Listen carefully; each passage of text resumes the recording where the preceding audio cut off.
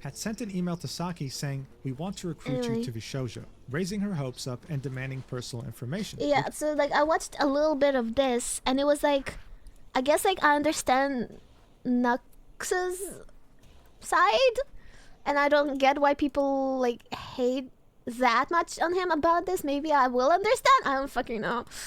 She gave. The day after, she would tweet this out, saying, "Well, the group of people who've targeted Nyaners and leaked her info earlier have my info and sent the cops to my door earlier. They're threatening to do more. Other than the threats to leak my info, they aren't saying much else. I guess I should have figured it'd be too good to be true. Oh well, not There's much more can be reason done." to hate And we can see Nux in the I don't replies like hating saying, people. "DM me, please." So that was. I don't like hating people. Whenever there's like someone being fucking either cancelled or like someone makes a bad tweet about someone or whatever the fuck, I look at it. I'm like, dude, you're like blowing this out of proportion, and this doesn't mean that like okay, just because this person did this once, I'm never fucking like talking to them again or shit like that. I think people are way too radical. I really dislike radical people. People who don't like. People who think that others can't change. I think like I think that speaks more about those people if they have that kind of mindset. Situation. Very messy, very tricky, and very nasty. And Saki gave out a very important piece of information. The group of people targeting her were the same people who had doxed an important member of Vishojo, Nyaners, earlier, leaking some of her personal information, but at this point we didn't know just how much. 11 days later, Nux would tweet, "The last 10 days were the most insane..." I'm not saying that to like defend Nux because I don't really fucking care. I'm not friends with him and then never will be, and I like unfollowed him a long time ago for my other reasons, but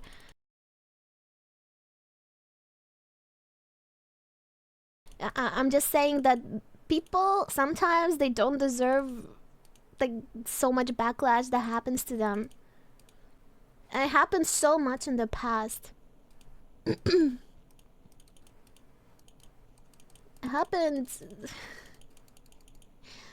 I remember something happened with Ariru too, and I felt bad because people fucking blew that out of proportion too.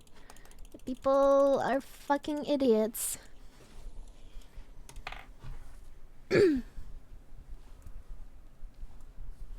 It's fine. I just don't know if you're comfy me talking about it, but I just remember that it was just like over nothing. And like I could understand like your side in that situation too, which is like, bro, people need to chill. Yeah. Sometimes people just hate you for the silliest things though. Okay, what happened to Cinder is fucking different. But even that, like, I don't think she deserves the amount of backlash that she got. Like, yeah, she did a bad thing, so, like, don't associate with her. But people, like, are literally witch hunting her and, like, I would probably kill myself because my mental is very weak.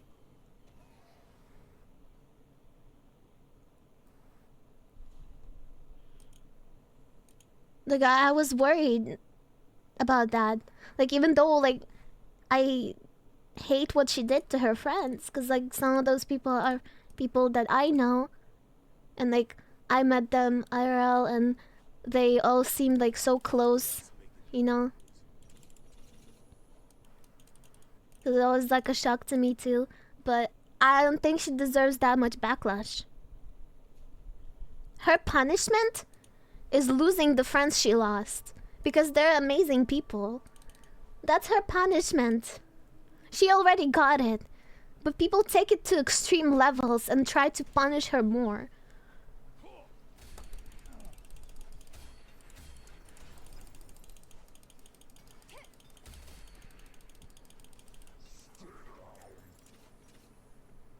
Does she even consider friends? Even if she didn't consider them friends, they're like one of the biggest fucking VTubers on a platform. It was clearly important for her to be friends with them, you know?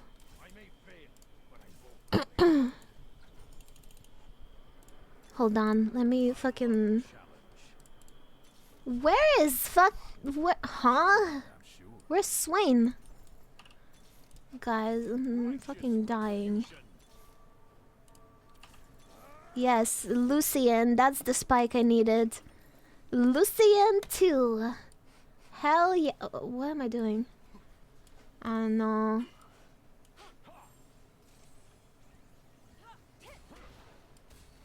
I'm dead.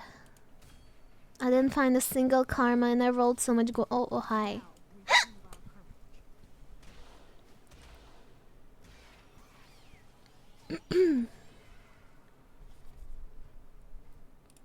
Like, either way, even if she didn't consider them friends, like, yeah.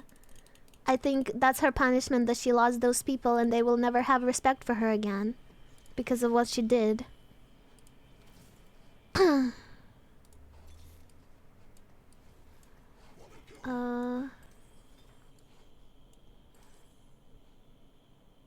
Oh my god. Hold on.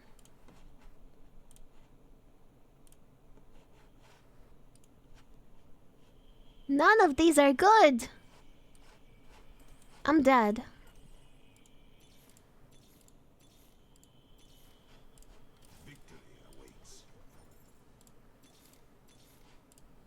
Fuck. We have the momentum.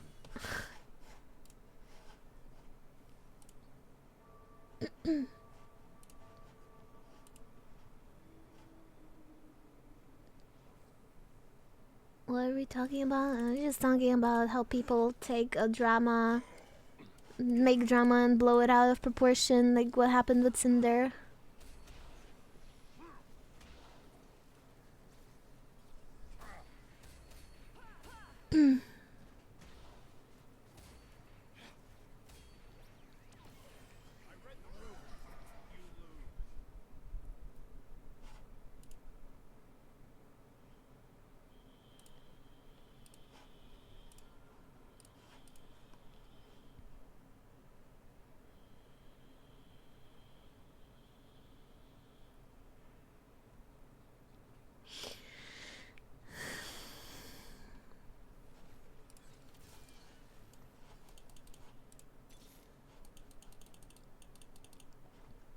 The fuck am I doing? Hello?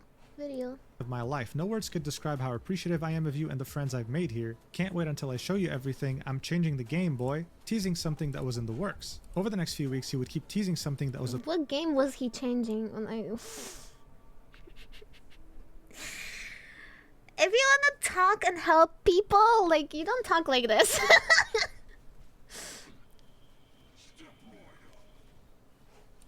about to release, and on November 22nd, almost a month after he had received that phishing email, he would tweet out, "Recently, there was a group of doxers that have been harassing VTubers and swatting them by impersonating Vishoujo. We spent the last month tracking them down. Please share this video," with the video being titled, "I caught a swatter that doxed 12 VTubers, myself included." In it, he would talk about how the email scam worked, how Saki Nightshade was affected, and then would go on to give us information that we didn't know about, which is how 12 VTubers got doxed when we only knew of 2, and how Nux I had can see gained that this footage is a of long the video. doxer Don't in a worry, call I with have a bunch of eyes. friends, I know it's because hard one to of those believe. friends happened to be a Nux fan and was willing to backstab the doxer. And finally, he would specify No, that doxer was facing I jail wanted time, and that. if anyone had the same idea of doxing VTubers, they would end up in handcuffs as well. Additionally, when the video was You initially bitch. posted, the Shoujo themselves, their official page, had replied saying, "Thank you, Nux, for working with us. We've added our own response to the events," specifying that during this, no information was breached from Vishoujo, and that the fake domain was taken down. It was never going to be used for harmful things ever again. Overall, it seemed like Nux had taken the time to make a detailed video of the events, and that Vishoujo as an agency not only approved of it, but was able to get through this thanks to this cooperation. So imagine the shock when all of a sudden, almost every single VTuber talent at Vishoujo would speak out against the video and tell the world how disappointed they are in Nux for releasing it. This same sentiment would of course be echoed by their communities, and it had reached a point where Nux was forced to make a response, tweeting RE cybersecurity/doxing incident, read, linking a twit longer. And before we even get to the twit longer, on this post you can see Vishoujo members stating publicly how disappointed they were with Nux and his actions. Iron Mouse would say that she was so disappointed and hurt that he was doing this when he full well knew what was truly going on. We asked you to take it down, we told you we feared for our safety and you didn't care. Fruit would say, asking for you to take it down because I felt my safety was in trouble and for you to go to the company and ask for numerous terms and conditions in return, that's not— I still don't understand what he did here. What did he do here?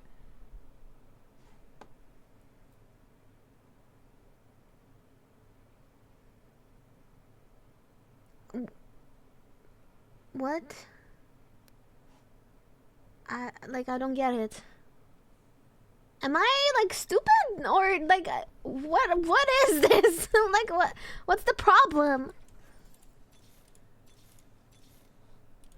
If they insist on a fight, I will oblige. not friendship. Silvervale, Vey, Zentrea. He leaked sensitive info? Did he? Like did he actually leak something that like, because I don't know. I have no idea. And why is this guy not saying? He did nothing wrong in the Vishojo incident? Bro, but can you explain further? Like, how did he not, like, do anything wrong? And, like, what happened? Because, like, I'm so confused.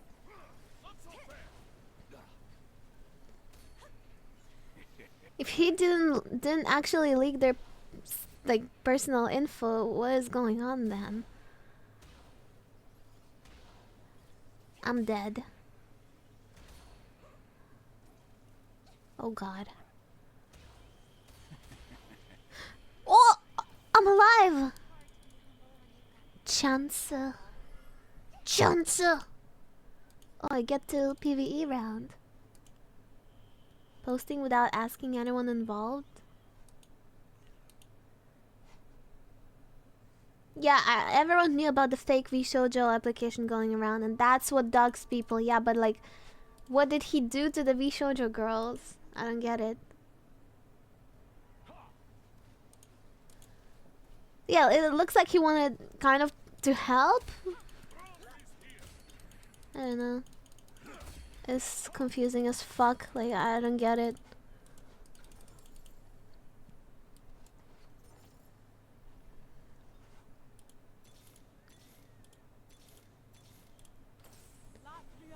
Belt? Fuck you!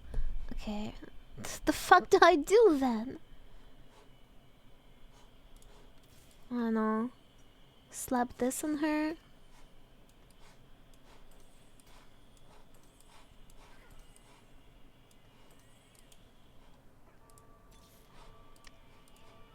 Do I have another Jarvan?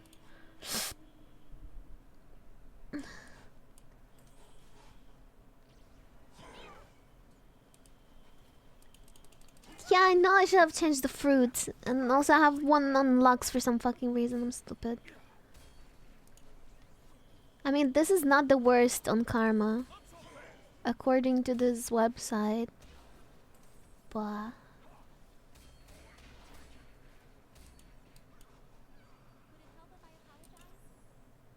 He didn't do anything to them. Vishojo just said Nux wasn't telling the truth and told other girls to deny the claims. Oh. But why would they do that?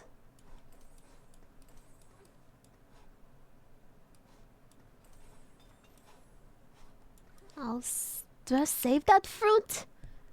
For Gwen? Ugh. Hime, and Melody would all echo the same statement, publicly announcing that not only were they disappointed with Nux, but that he was a liar, a clout chaser, and someone that didn't care about any of his friends at Vishojo. With Hime saying that the girls had begged for days for this video to be removed out of fear for their safety, and Project Melody saying he flagrantly disregarded our team's feelings and the facts our security department shared with him. But the biggest response was from I should have put it who on wrote Jarvan. a huge message in her Discord denouncing Fine, Nux's though. actions and expressing how disappointed Whatever. she was with what he did. saying, "Didn't want to have to type out something stressful like this on what was supposed to be a chill Sunday and my only day off so far this week, but I do not condone the video that Nux has released where he postures himself as our savior and seemingly takes credit for pretty much an entire year's worth of painstaking work done by Vishoujo's cybersecurity team. I would know that it took that long and took that much work since I was one of the people who unfortunately had to work with them, and I'm incredibly thankful for their help. Whether or not any of the information he gathered helped or not is beside the point, as releasing a video like he did about a very sensitive and potentially dangerous situation that involves me and many of my friends only draws unneeded attention to it for some quick views, when if a video were to be made about this at all, it should have been handled with a lot more care and consideration. But for someone like Nux, who has consistently used my friends for clickbait views and has done things like try to bait my friend into watching the Logan Paul Suicide Forest video on stream, and secretly recorded a private call with another one of my friends without permission and then proceeded to use said call to make a video, it's clear that our safety or feelings about any of— He was claiming he saved them all? Oh. That's kind of weird. Let me just fucking do this. This is not the priority. The past year was hell for me due to the situation, and it's straight up painful to see it being used in a video like this that doesn't treat the issue carefully at all. A video that he was even told not to release since it could potentially be harmful to us and many other VTubers who were targeted. Responding publicly draws even more attention to it, so I have to choose between sitting quietly and seeing him receive pats on the back for coming to our rescue when his video could encourage even more harassment, or calling him out and hoping he retracts what he said and takes the video down before it gains more traction. If he wanted to actually protect people, he could have made a general PSA video about how to keep your information safe online, or warn people about things like the fake Vishoujo email situation in a way that didn't reveal a ton of unneeded sensitive information and paint himself as a hero. He doesn't care about helping us. If he did, he would have listened to several of our concerns when it came to how he treats people and uses them for content. This video ultimately makes things worse for us. Anything for views though, I guess. My heart goes out to anyone else who was affected by any harassment, and please be careful with giving out your information online. So obviously this was one hell of a statement. This wasn't just about Nux releasing a video that the talents at Vishoujo didn't want released. It seems like they've had a problem with him for a long time with how he uses them for content. None of this had ever been talked about publicly. This is so confusing, and like trying to understand this after years is even worse. I mean, these people collabed all the time. It seemed like they were friends. Nux, on the other hand, Vishoujo agreed for this video to be released? Then why is everyone saying that they would keep his statement shorter than Nyanner's, but would still manage to drop some pretty big bombshells, saying, "This has been a stressful week for many, and I'm confident and proud of the community and the efforts that went towards resolving things efficiently. My latest video concerned someone that was maliciously impersonating Vishoujo and managed to trick individuals into giving personal information and doxing them." Seems like Vishoujo is like they fucked up every single thing that was related to anything at all. And getting swatted. With the efforts of everyone involved, I believe this situation can be put behind us, with the culprit behind these attacks having been brought to light. I do still He pronounces it Nyaners. He pronounces it like the TTS does. Nyaners. fully stand by the need for raising awareness of phishing scams. I'm incredibly glad Vishoujo released a very well-constructed cybersecurity statement addressing the situation, and you should all read it. In regards to my video, I worked with Vishoujo on this for a while, as they mentioned in their statement in response to my video. I did show them my video before posting it, and I was not requested to refrain from uploading. The rumors that I had posted it regardless of being asked not to are untrue. In fact, leading up to the events of posting it, I was a part of a 4-hour conversation with their chief cybersecurity officer, overseen by an executive of Vishoujo and one of the members of the group. I sincerely apologize if my actions have caused any undue stress on anyone. It was not my intention. I was only hoping to contribute to keeping the community safe. With every statement someone would make during this incident, things would somehow make less sense. But regardless, for now, Nux did mention that Vishoujo released a very well-constructed cybersecurity statement addressing the situation. It was actually released just a few hours before this twitlonger, and it would be after they stealthily deleted their reply to his initial video tweet. But that's not all. This new cybersecurity statement had a completely different tone from that first reply. They would say things like, "Vishoujo does not endorse any statements or views by parties that have no official affiliation to Vishoujo." Adding, the methods used to attack the other VTubers were confirmed to be unrelated to phishing and impersonating Vishoujo. As mentioned before, the fake domain was created on October 14th, 2021 and survived for less than a week, and the other VTubers incidents happened outside of this time window. As mentioned before, thanks to partners, Vishoujo confirms there are only 2 victims of this campaign, referring to both Nux and Saki Nightshade. things were getting very weird. It's like they were completely discrediting the person they were congratulating when the video came out. But things only got weirder from here. After Vishojo had released their official cybersecurity statement, Nyaners would have this to say. Can I just skip this? I don't understand this at all. Like, I really am fucking confused.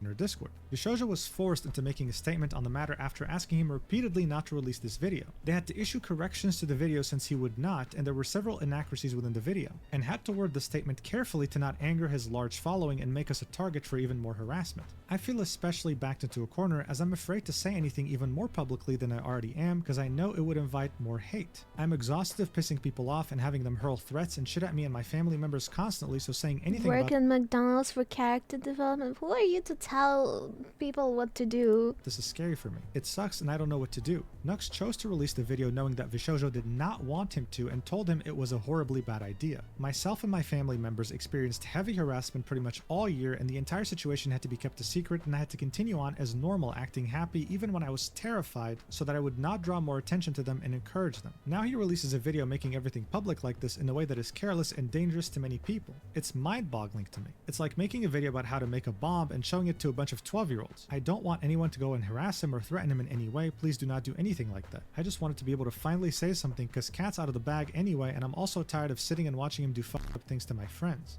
So far you probably are confused as hell, and that's normal because everyone was at the time. How is it that the official Vishojo account had given its stamp of approval to Nux and thanked him for working with them when the talents were so clearly against the idea of a video? Something simply wasn't adding up at all. Something was missing, a big piece of the puzzle, and no one really knew what the hell it was. At this point though, Nux as a target was in Vishojo. He was.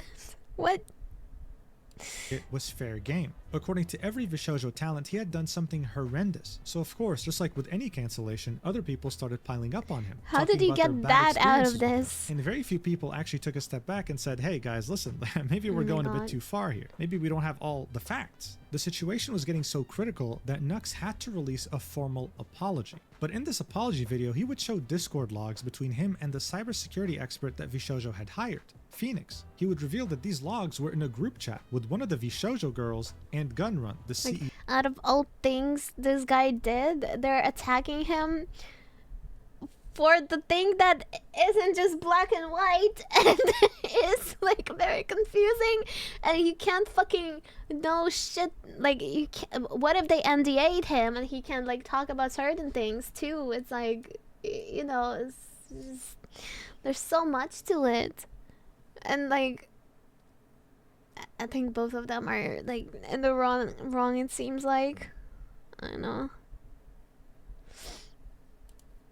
In these logs, you could see that Nux was working on a video and Phoenix was fully aware of It it. is a mess, and it's very hard to understand. You're putting our talents in danger. He would be sent a draft of the video and he'd say this: not trying to downplay or anything, I really appreciate that you were providing info at 7:03. Do you think you'd be willing to blur out the word blank from the screenshot for the purposes of denying them notoriety? To which Nux said, okay, I can do that. Phoenix would then say, I appreciate that you are doing the public service announcement, and that isn't the problem at all. My comment is narrowly specifically about praising that one fan that reached out. I am 99% certain that is a fellow member of the harassment gang and not a fan. So Phoenix's problem wasn't the video at all. He was completely down with the idea. He just thought that that fan who had leaked the doxer to Nux was actually part of the harassment gang, and Nux was being socially engineered. At some point, Nux would say, honestly, I think this video will be helpful to you as well. If you need help with anything, feel free to reach out. To which Phoenix would say, thanks a lot. Would you be willing to include a link to a written response by us as well? It's not going to be anything against the video. It's going to be more about making sure people don't think the tweet was sincere.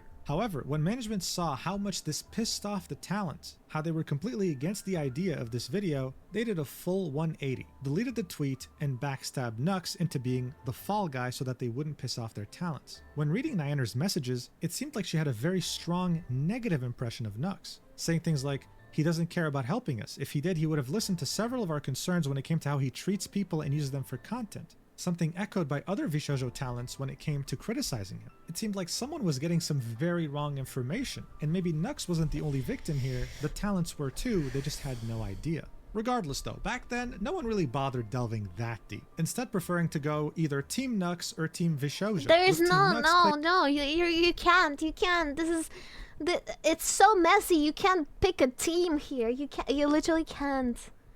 And I don't think you could ever, because this is fucking fuckfest.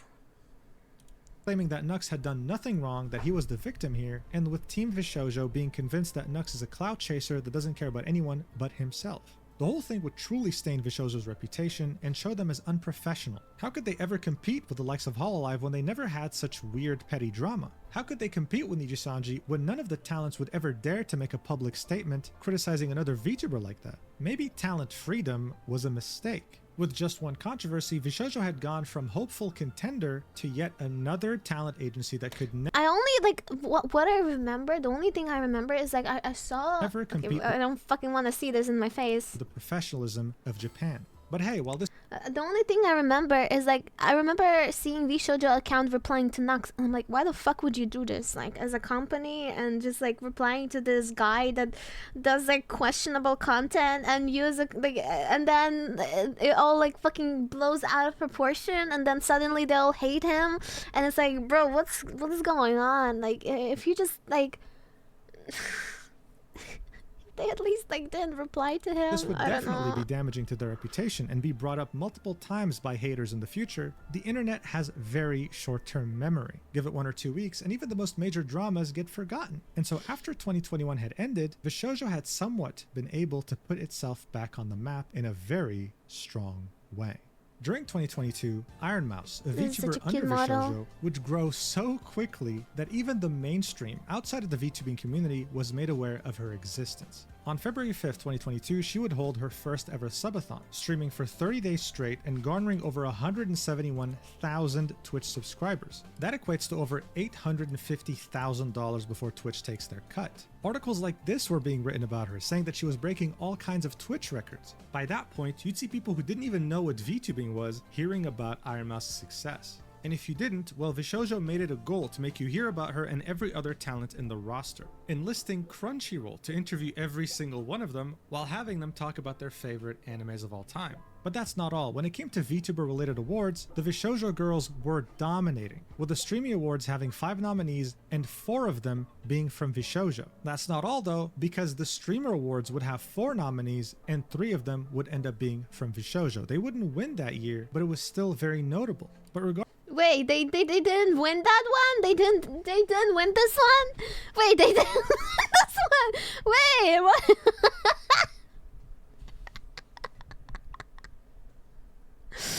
Oh my god. It's super early? Yeah, I guess. That's like crazy. they wouldn't win that year, but it was still very notable. But regardless, the efforts of these talents, including Iron Yeah, Mouse's I very forgot successful about subathon, that. the Vishoujo girls being nominated practically everywhere, and Vishoujo's efforts to make marketing a priority. ended Yeah, up I being remember somewhat Code of a Miko success, was very because big the back CEO then. was able to raise over $11 million for the company. More specifically, during seed funding led by Athos Capital with participation from GFR Funds and Green Bay Ventures. Yes, Vishoujo, a VTuber talent agency, had somehow secured an 8-figure funding round from Venture Capital, infamously known for wanting to get their money back no matter what, and also only known to invest in companies with long-term growth potential. They didn't just invest in anything, which made many believe, well, shit. Vishoujo must be doing something right compared to other agencies because wow, that's very impressive. What were they And doing? Gunrun, of course, with this announcement What showed were huge they doing? confidence, saying Was VTuber this after the first auditions? Was this after the first fucking auditions? That they couldn't fucking run properly? The fucking professional company, my ass? Like, the fuck was that? are the future of the content creator industry. Adding, since the medium is built upon animated personas, it is more accessible and scalable than being a traditional creator, especially as the Here's technology becomes more $500. widespread. With the funding from Anthos Capital, we are now in a better position to support and grow talent in this market with more innovative technology, extensive promotion, and the ability to assist with content creation and distribution. So this money was going to go towards specifically growing their existing talent roster, pretty much any VTuber's dream at the time. And speaking of VTubers, a few months after raising $11 million, Vishoujo would add 2 more talents to its Yeah, this was during the auditions. This was like March, April, when they were supposed to fucking get back to us in the emails about auditions. They debuted 2 people like X Hololive, and I'm like, what the hello? Like, what about auditions? Like, what's going on? Like, bruh, how long do we have to wait? Surely they're just busy, so we can just wait a little more and put our shit on hold forever. Like, what the fuck, man? To its roster, marking their first major expansion since recruiting Vebe in 2021, adding both PR Kei-san scam. and It Aomi seems Inazuma like to it. their I don't roster. know. And what made these talents special is that they were based in Japan and spoke Japanese most of the time on their streams, showing us that Vishojo wasn't just interested in English speakers, they were interested in this talent-first approach globally. How With can you Gunrun do saying this that so expansion will sloppily? break down You barriers could have in done so VTuber, much and it kind of with did. such an On her opportunity. first stream after joining Vishojo, Amami Onazuna would get over 30,000 Maddie's concurrent art. viewers on her Twitch stream, while Kei-san would also receive just as many, if not a bit more, with her YouTube debut being at almost 1 million views today.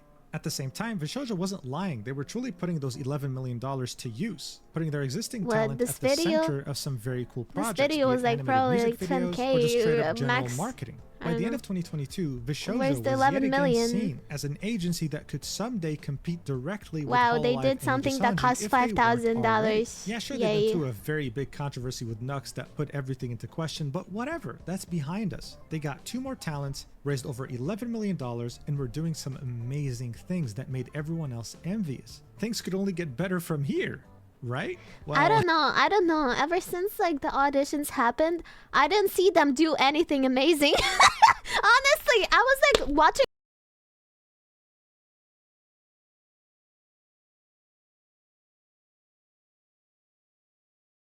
from the side, and I was like just seeing that they're not really doing much. Like I was like, damn, maybe it was fine after all. Like, I don't know. Like, I feel like even when Nyan was still in Vishojo, they did more than what they were doing after they got Kei-san and Nazuna. You would want them to do more, but they didn't. I don't know. It's weird.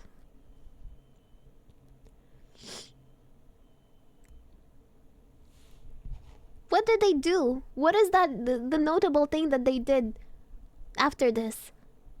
And don't tell me about the motherfucking Metro ads.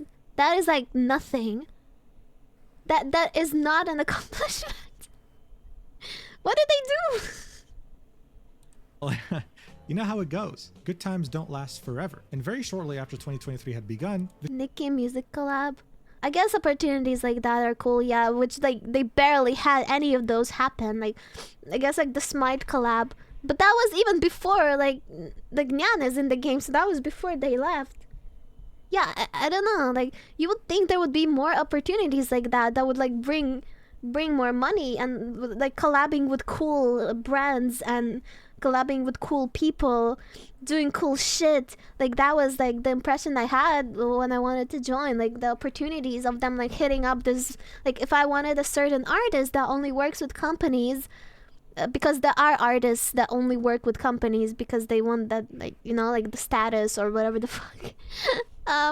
Like you would be even in Vishojo, you could probably get hooked up through them. That's what I imagined. Or like a music artist that you would want to collaborate with, or like having connections with people that like if you want to do a concert, they would like help you.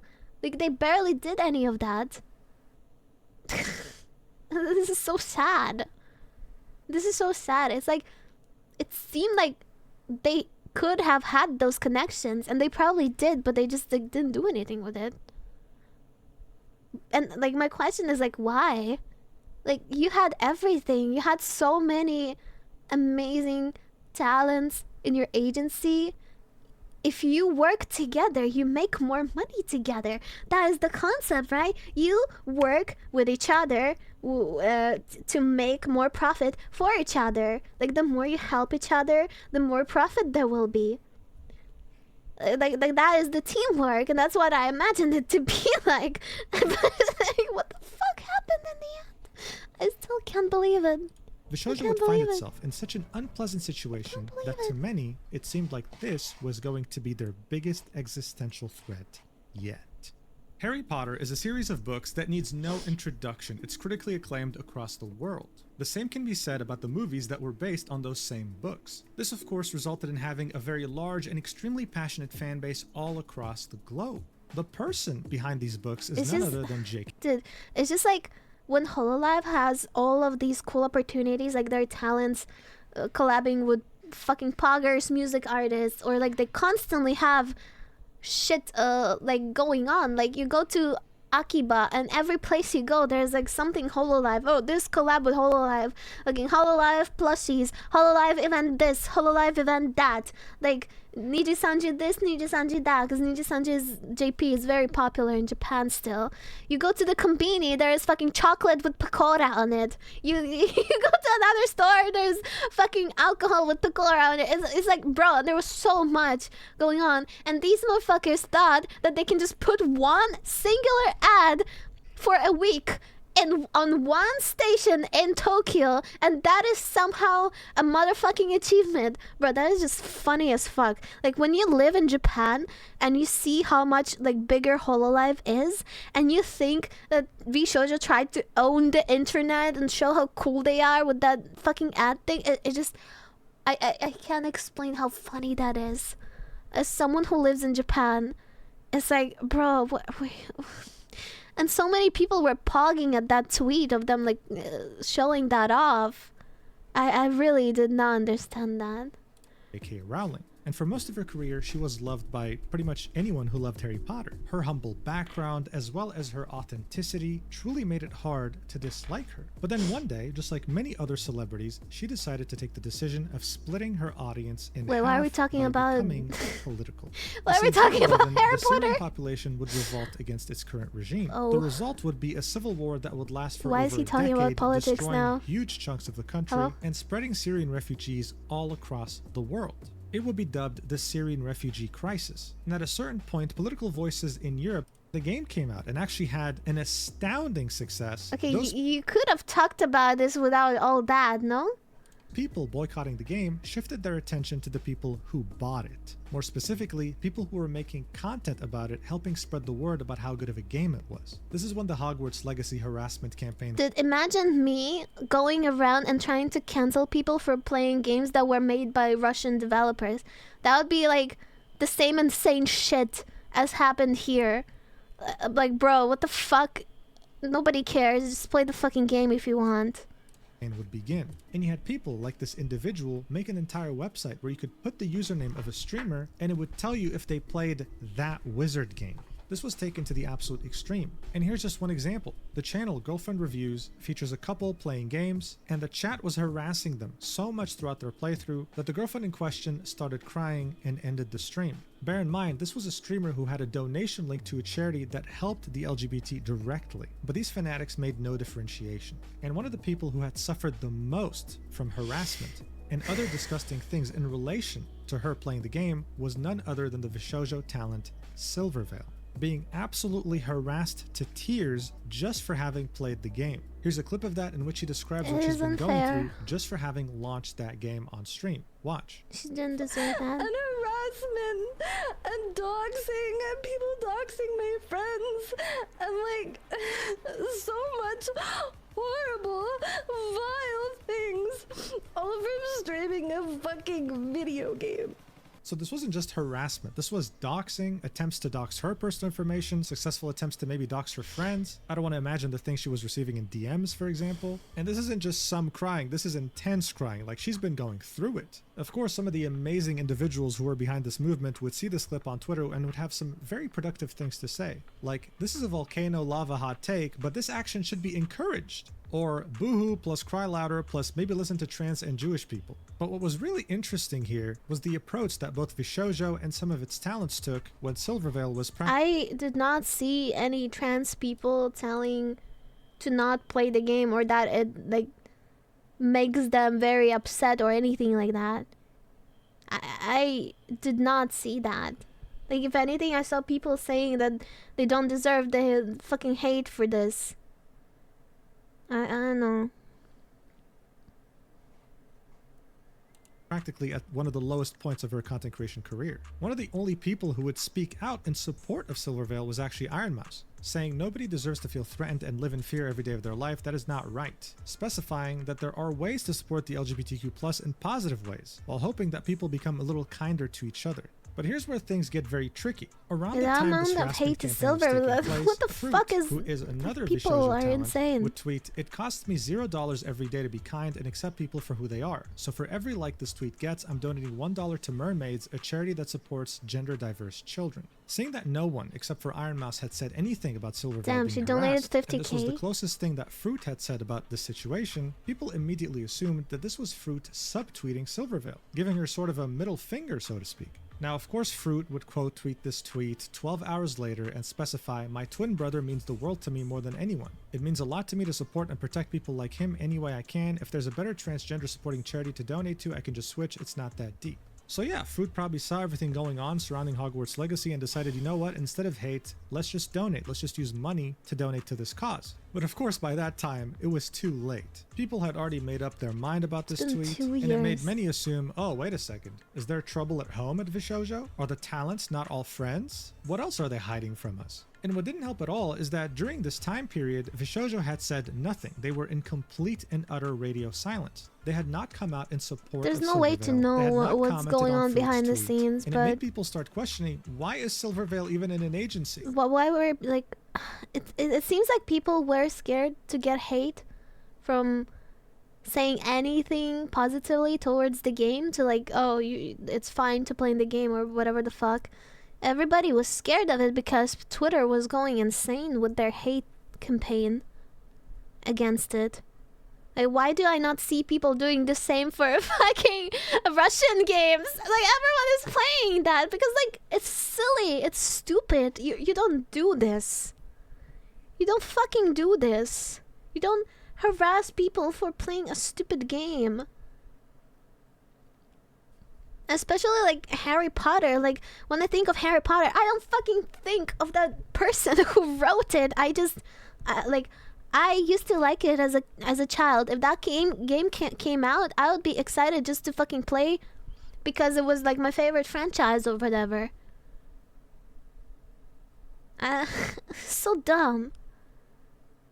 It's not because she had anything malicious to do like playing that game. I hate Twitter for this.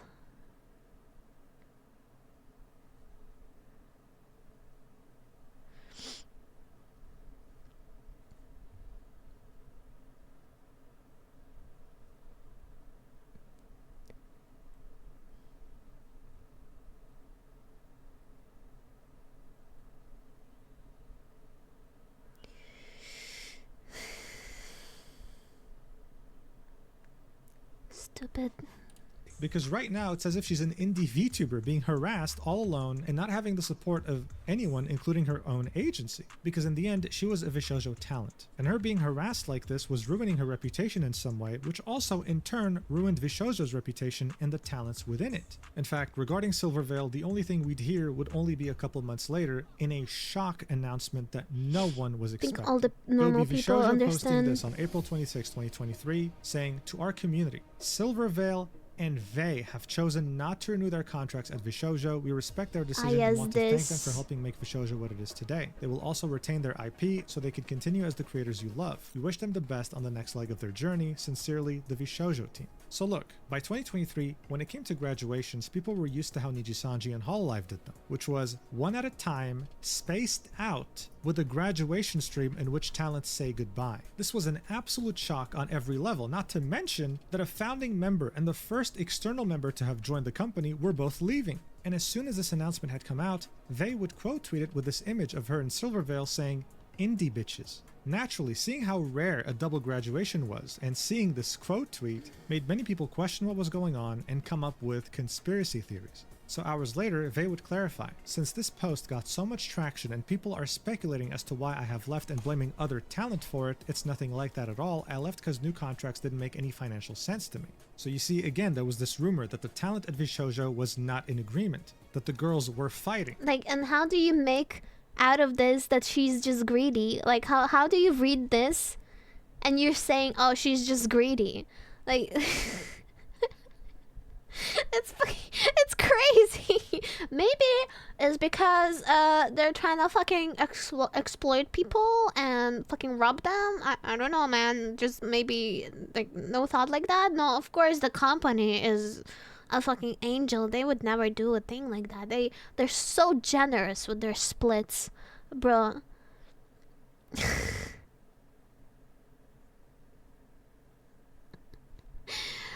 Dude. Especially with the conspiracy theories running rampant over Fruit's tweet in regards to Silvervale. They would continue, I can't speak for Silver because we didn't leave together, we were just announced on the same day. Can't say much else because of legal shit and stuff, but please be kind to everyone involved, don't make weird rumors up to control your own narrative, TLDR, left cause new contract, no good. And for all indies, always hire a lawyer to read through any contract, however minor it may seem. I know it's a scary process to think about, but you'll be so yeah, like how can you read this and then start attacking her for like, oh, she left because she has a boyfriend now. Oh, she did that because she's greedy. Why? Down the line, hire lawyers that know what the industry standards are. Okay, have a nice day, you fuckers. So this was her attempt to completely kill any speculation or conspiracy theories surrounding her. I think you can dislike a person like for like other reasons that you dislike them, but like attacking them and like saying shit when they like try to explain and then try to make false narratives is kind of mental She just illness. wanted to move on as soon as possible. Silvervale would echo the same exact statement on her stream, saying this, watch. Anyone missed the announcement? Vay and I are both leaving. We were announced the same day, but it has nothing to do with each other. It was independent. We are just being announced on the exact same day.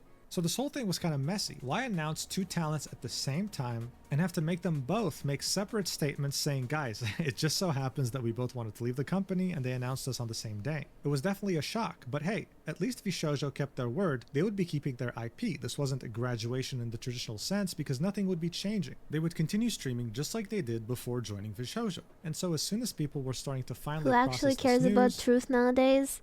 Dude, that is so unfortunately true that like you should just not care anymore. True. I used to care about like, you know, if someone got like a wrong impression of me, I was like, I need to like tell them that this is not true, that I have to fucking explain myself, I have to prove myself. But then you need to realize that like you can't control other people, I guess. And unfortunately, the like, it's not your responsibility the way like other people, I guess, perceive you. If they're like so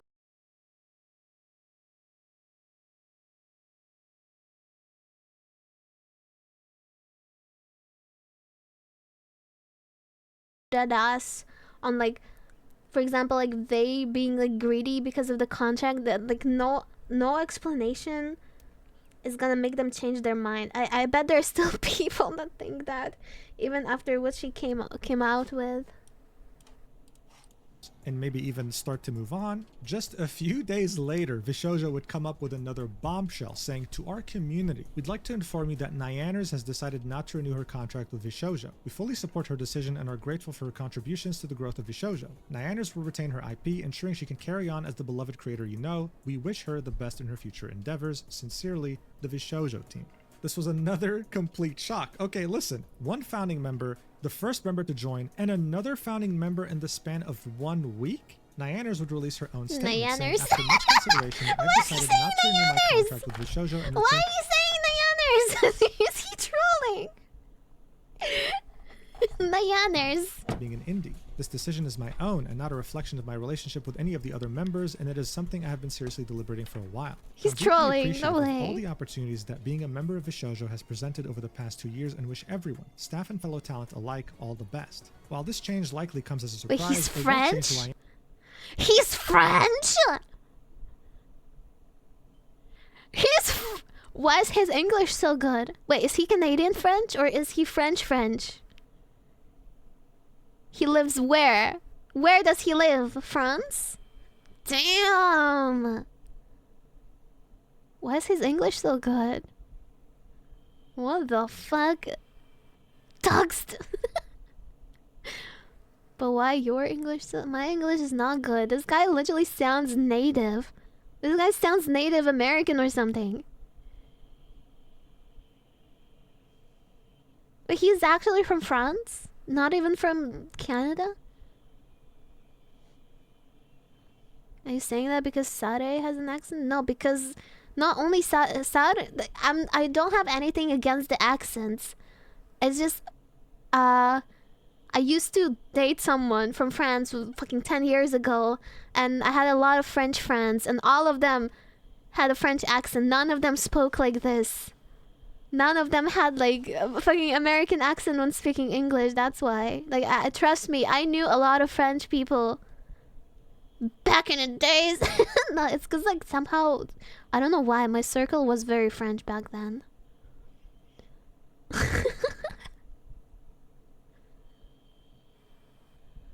That's why I can understand Saru perfectly. Like I understand every I understand every little thing about French accents. So like whenever she says something that other people wouldn't understand, I'm like, ah, yeah, she said this. I am trained on the French accent for sure. It's like sometimes they say like I'm hungry, and I'm like, what? At first I was like, are they angry? But then they just don't pronounce H at the start of words, and it can mean just hungry. I'm hungry. I can't speak French, no. Hungry. Or like some other words that like they don't pronounce the first letter and people get confused by, but I understand it.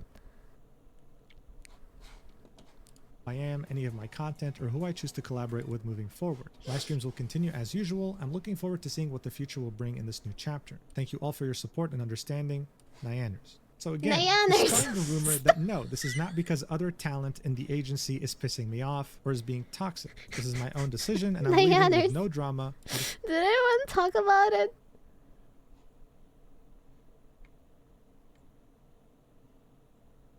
Nyanners. Put this behind me. But how can we just put this behind us and move on so easily when so many members had left in just the span of a few days? Bishoujo had 10 members by this point, and they had essentially lost 30% of their talent roster just like that. If the talents were truly happy, then that wouldn't have happened. So what the hell was going on? More importantly though, was anyone else going to leave as well? And that's when people understood there was a risk that Iron Mouse could leave. And if she did, this talent agency would have, without exaggeration, imploded in just a few months afterwards. So people were obviously concerned. They loved Bishoujo, they loved the talent there, they didn't want to see it implode. So many were asking Iron Mouse, hey, like, are you gonna stay? Are you gonna leave? To which she responded. This is a clip that was in False ID's video from over 2 years ago, in which she says that she's currently negotiating. Watch. Have to make this very large. Good news or bad news? I don't know. I don't know if it's good news or bad news. Leaving Bishoujo, guys, I'm still in contract negotiations. So this definitely didn't Did they give her a better contract or something? Because like why do I want to be sure that if she had the similar contract that was offered to the Nyan and Silver, like if she had a similar contract, she would probably also refuse, right? Most likely they had to like give her a different contract. Reassure her audience or anyone who was a fan of Bishoujo. Iron Mouse was in contract negotiations. 3 talents had just left. If she leaves too, we can safely say the agency's not really going anywhere. So without exaggeration, it was facing an existential threat. And seeing how often people would see VTuber agencies establish themselves then literally fall apart within a few months, the same fate awaiting Bishoujo didn't really seem that far-fetched. Except it was, because shortly after this, in the summer of 2023, Bishoujo would begin a new chapter that would thrust it straight into its golden age, where it finally became a global contender. One could say that Bishoujo started taking their first steps towards a golden age barely. That phase is still small. I honestly don't follow any corpus nowadays. 10 days after Nyanners had officially left the company. Yes, even though the entire agency's future was being put into question, they managed to surprise everyone on May 11th, 2023 when they would at this point, I literally have no interest in corpus. I like my indie friends.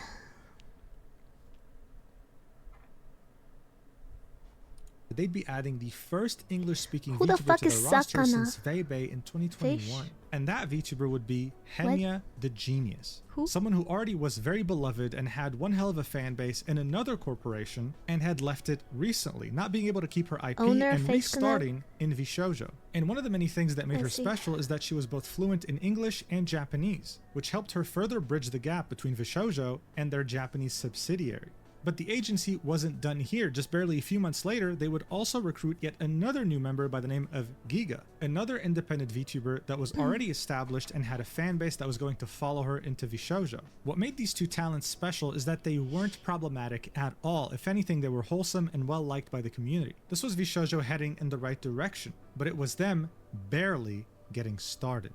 You see, at the time, one couldn't simply ignore just how big Nijisanji's English branch had gotten. Just like their main competitor Hololive, they had established some very well-known household names in the VTubing industry, and with them came very passionate and sometimes rabid fan bases that would do anything to show their love to their idols. In other words, they bought any merch you threw at them, okay? They were money printers. So when some talents started to all of a sudden start leaving Nijisanji around the end of 2023, Vishoujo would take notice and take full advantage of the situation, announcing the recruitment of a new member very shortly after Giga. This time, it was Kuro, an ex-Nijisanji VTuber that had a very loyal fan base and had an established identity in the scene. But they were on a roll because barely 2 weeks afterwards they would announce yet another member joining, Matara-kan, also being a very well-established ex-Nijisanji member. These two would have an indescribable positive impact on Vishoujo's PR. Kuro would bring in some much-needed humor and expertise from his days at Nijisanji running a big fan base, and Matara would come in to act like some sort of a maternal figure to the Vishoujo talent roster,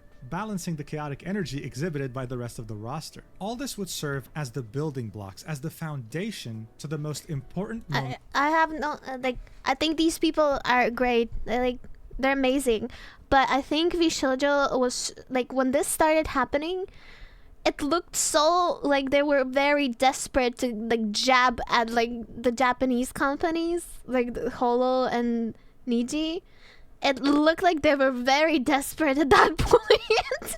Moment in Vishoujo's That was history, crazy. when they would take complete advantage of the downfall of one of their biggest competitors. On February 2024, we would witness the biggest PR disaster in VTuber history. When Salantatsu I think those people would do great as indies. Like, they were so big already. They didn't need to join Vishoujo and get fucked over by them. But I mean, they didn't know better. one of Nijisanji's English VTubers, would attempt to leave this planet twice, citing the toxic work culture at Nijisanji as the main reason. And instead of trying to fix or even salvage the situation, Nijisanji decided to terminate her. What would follow would be mass graduations of the English branch of Nijisanji, and their reputation would never get close to recovering. Vishoujo would see this and would take this opportunity to devour Nijisanji's massive rotting corpse in order to replace them and claim their spot of top 2 VTuber agency, competing directly with Hololive. On April 2024, they would recruit Michi Mochievi, another very well... How can you compete directly with Hololive if you don't even exceed 15 members in your company?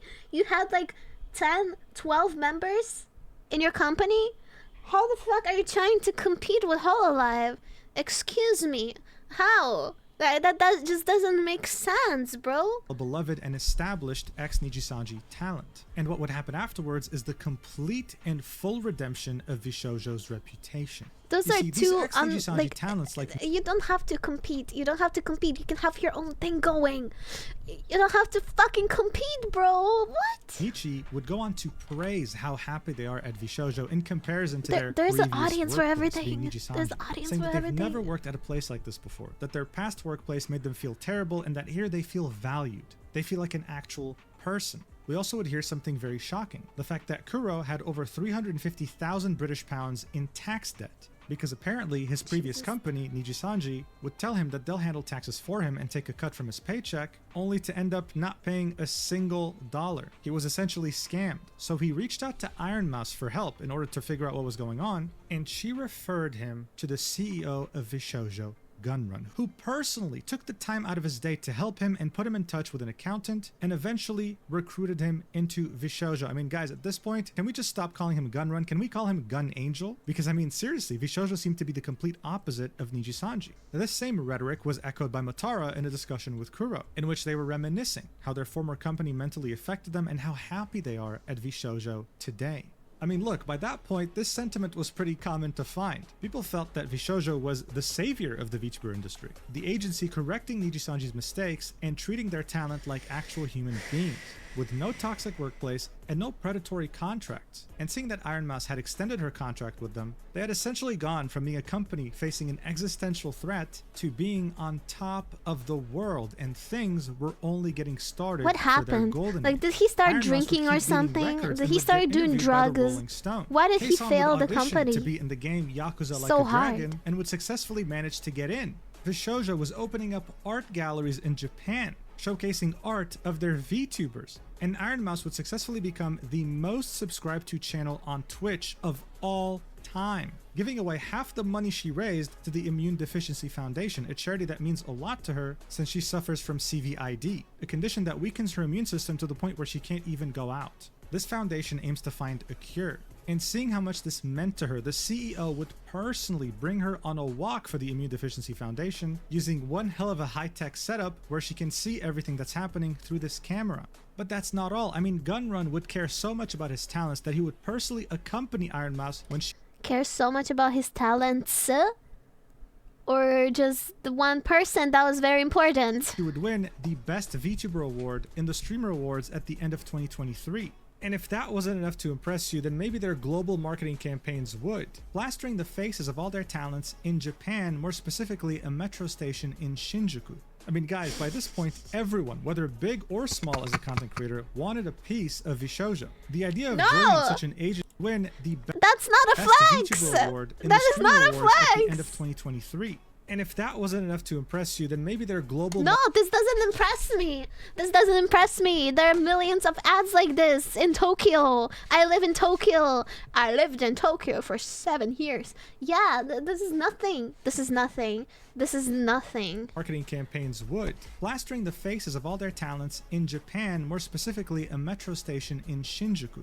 I mean, guys, by I this lived point, in everyone, Tokyo for whether s- big or small as a content creator, wanted a piece of Vishojo. The idea of joining such an agency that held their talents to such high Not ex Tokyo liver.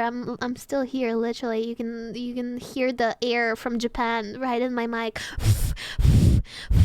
Do you hear that? regards, and would give every talent a manager to handle day-to-day tasks while they would focus on what was important to them, simply sounded amazing. It seemed that this talent freedom approach was truly working, and Vishojo knew exactly what they were doing.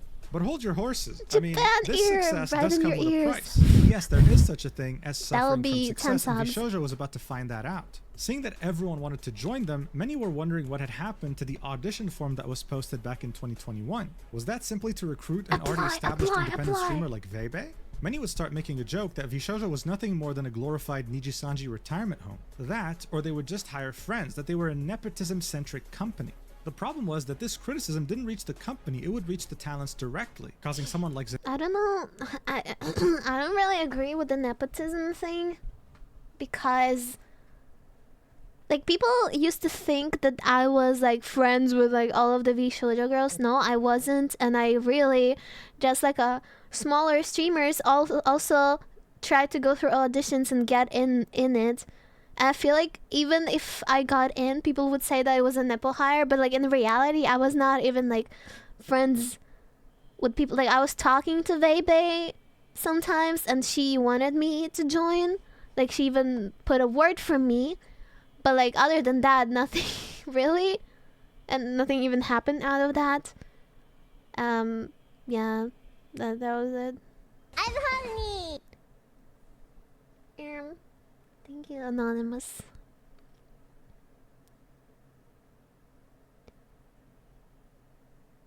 Like they had Haruka join, but I bet she was also not friends. Like whatever. I don't think people were as friends as you guys think they were. I really don't think so. I really don't think so. So like Haruka joining was like literally the same as me. She like applied, and I guess I mean, Haruka is amazing. Like she deserved to be there. I just thought that they're gonna like accept multiple people. Zentrea to reach a breaking point, with her tweeting this out during July 2024, saying, "Heartbreaking and disheartening to see so many people pushing the idea of Zen friends only when each person I found had to work their way to the top regardless. I have other friends who don't want to..." I applied on the first audition that was like a huge fucking mess, and that nobody cared when I tried to talk about it, and the people only hated me that I hate Vishoujo and that I'm just salty that like whatever the fuck reasons, and then people thought that I hate Iron Mouse because of the pixel thing when we were just fucking bantering and doing the thing on the canvas. Like remember I did like the tomfoolery thing on the pixel canvas? People thought it's because I hate Vishoujo. Yeah, like not that I dislike the company, but like I was just messing around with the talents. Like I don't hate them. They're all great people. They're brainwashed, that's why. Yeah, the canvas it was so much fun. It's like one of the brightest memories from streaming for me.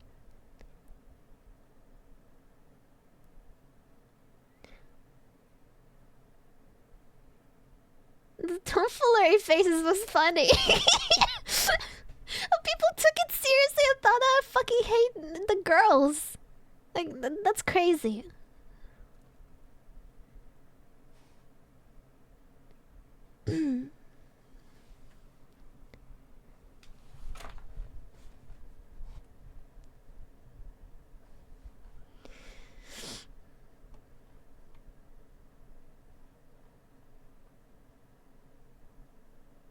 People read way too much into things sometimes. That's definitely true. And I think it's not healthy for anyone. It's like stupid. Want to join who are working their asses off and doing amazing things. I even pushed management to open auditions again finally after so long and to scout for new and upcoming people to mesh with. I wanted to meet new people and let the others get a sense for She them as was well in and see Vishoujo who for would fit so into the long, puzzle. and it didn't seem like they did anything that would show that they cared about her. Like, if to be honest, like I don't remember them doing anything for her, and she's been there from the start. Then I came to a realization that even if we bring in a new person, people will claim we focused on new people instead of helping others who It's are like halfway to success. Keisan and Nazuna joined, and boom, they have Nendoroids, they have different opportunities, and then what about the previous talents? Or other larger Didn't have creators be a part of anything something happen fun. Either way, for is a them. loss. I just wanted to do right and help smaller and up and coming, as well as the potential to bring someone on the rise. Management and Gunrun are working their butts off to do all of this, and now I feel as though I made a mistake in doing this. Who knows? But I hope you all still try, because I started from the bottom too and I put in the work. This tweet was made in reference to Vishoujo finally reopening applications after 3 years on July 10th, 2024, a day before Zentrea's tweet. And putting aside the fact that some talents were literally getting harassed over this was actually a net positive for Vishoujo. You had droves of undiscovered talented VTubers, established VTubers, big, medium, small VTubers, all wanting to join your agency because goddamn, you guys were doing a great job. I mean, this post alone had over 5 million views, over 1,000. Like, dude, my POV, this looks so stupid because why would they open applications when they only have 1, 2, 3, 4, 5, 6, 7, 8, 9, 10, 11, 12 talents? You can scout people, like the big VTubers that would gladly join Vshoujo, which I guess they did, and the contracts didn't make sense. Isn't that kind of sus though? Like, why don't you just scout talents to join you? 1,000 replies with some very big independent VTubers And do that commenting first. on it. If you had So you make more profit from like the sales. You need more fucking if you're not making enough money, you get more talents that would help you. noticed yet, this is what a to do golden that. age looks like. And around 5 months later, And then when Anna you're Lee, who is stable, a you very can well-established accept voice someone actor, smaller VTuber, and help them singer, grow. would make the announcement that she was joining Vishojo. This was, of course, This was huge so for the agency, unfortunate. but at the same time, Amelie noticed that there were some replies that were fairly negative about her joining. Feeling the need to specify, this reveal has been in the works for almost a year and a half. And just to clear up any A year and a half. What do you need to do for a year and a half? confusion, I It was not a feels part like of the it's auditions, but I'm just so excited part. for the future It's debuts just of new reason members. is This because the simply how badly communication people were taking clawing at forever. the chance of joining this agency. She had to actually specify this. But Vishojo had made an entire subsidiary in Japan, not just for Keisan and Amamiya Nazuna. They had very big plans for the country in which VTubing originated in. At the end of 2024, they teased 4 different Japanese talents joining their roster. This time under a wave or a team called Vishojo Nova. And by the beginning of July 2025, they would unveil it, launch it alongside Universal Music Group. This wasn't just yet another VTuber wave, these were superstars in the making. I mean, at this point, maybe Gunrun saying back in 2020 that Vishojo was going to be a new era of VTubing wasn't so Having to put your shit on hold for 1.5 years is crazy. Just for an opportunity to join VShojo, like, fuck that. Like, I don't think I'll ever apply to anything like that again because that shit fucked me up. Like, life is going. Like, that 1.5 years, that it could have been like you already doing things. far-fetched. Not only were they on top of the world, but now they were considered a direct competitor to Hololive and someone who had very easily outdone Nijisanji. The sky was the limit, and if this company became worth $1 billion in the coming years, no one would have been surprised. But you see, speaking about money, how did they make it exactly? You see, this was a question that would start to be asked as early as 2023. Agencies typically took a cut of sponsors, donations, subs, and merch from talents in order to sustain their business. But Vishojo would only do so, as far as we knew, whenever they brought in a sponsor and whenever there was merch on the line, never taking any of the donations or sub money of their talents. I personally got the chance to speak with someone notable in the content creator industry, and they told me that Vishojo for them was a red flag since 2023, truly wondering how this company even functioned and made money. This Redditor right here was also wondering the same thing, and I mean, look at the top comment. It said, "I think there's a running joke about this because I swear I've seen Henya, Keisan, and Giga all commenting, I have no idea how Vishojo makes money, insinuating their contracts are really good." I'm sure there's a really good explanation, but my headcanon is that Gunrun and Vishojo really just enjoy Pure what they do passion. and don't make a ton of money doing it, but live comfortably enough because their hobby is being support for the talents. But by that point, Vishojo was so well established that people who were asking these questions, who were showing these concerns, were simply called stupid and people moved on. This would of course be the sentiment until the end of their golden age, when cracks in the company would start being very hard to ignore and multiple What did you say about Mythic? Are you trying to compare Mythic to this? That's funny. very shocking announcements would be made. On March 6th, 2025, Matara-Khan would tweet this, saying, "Today's the day. Momos, send me your energy. I need it." Mythic only takes a cut, and it's a small cut compared to what the fuck VShojo is doing. A small cut off of an ad that they find for you to do.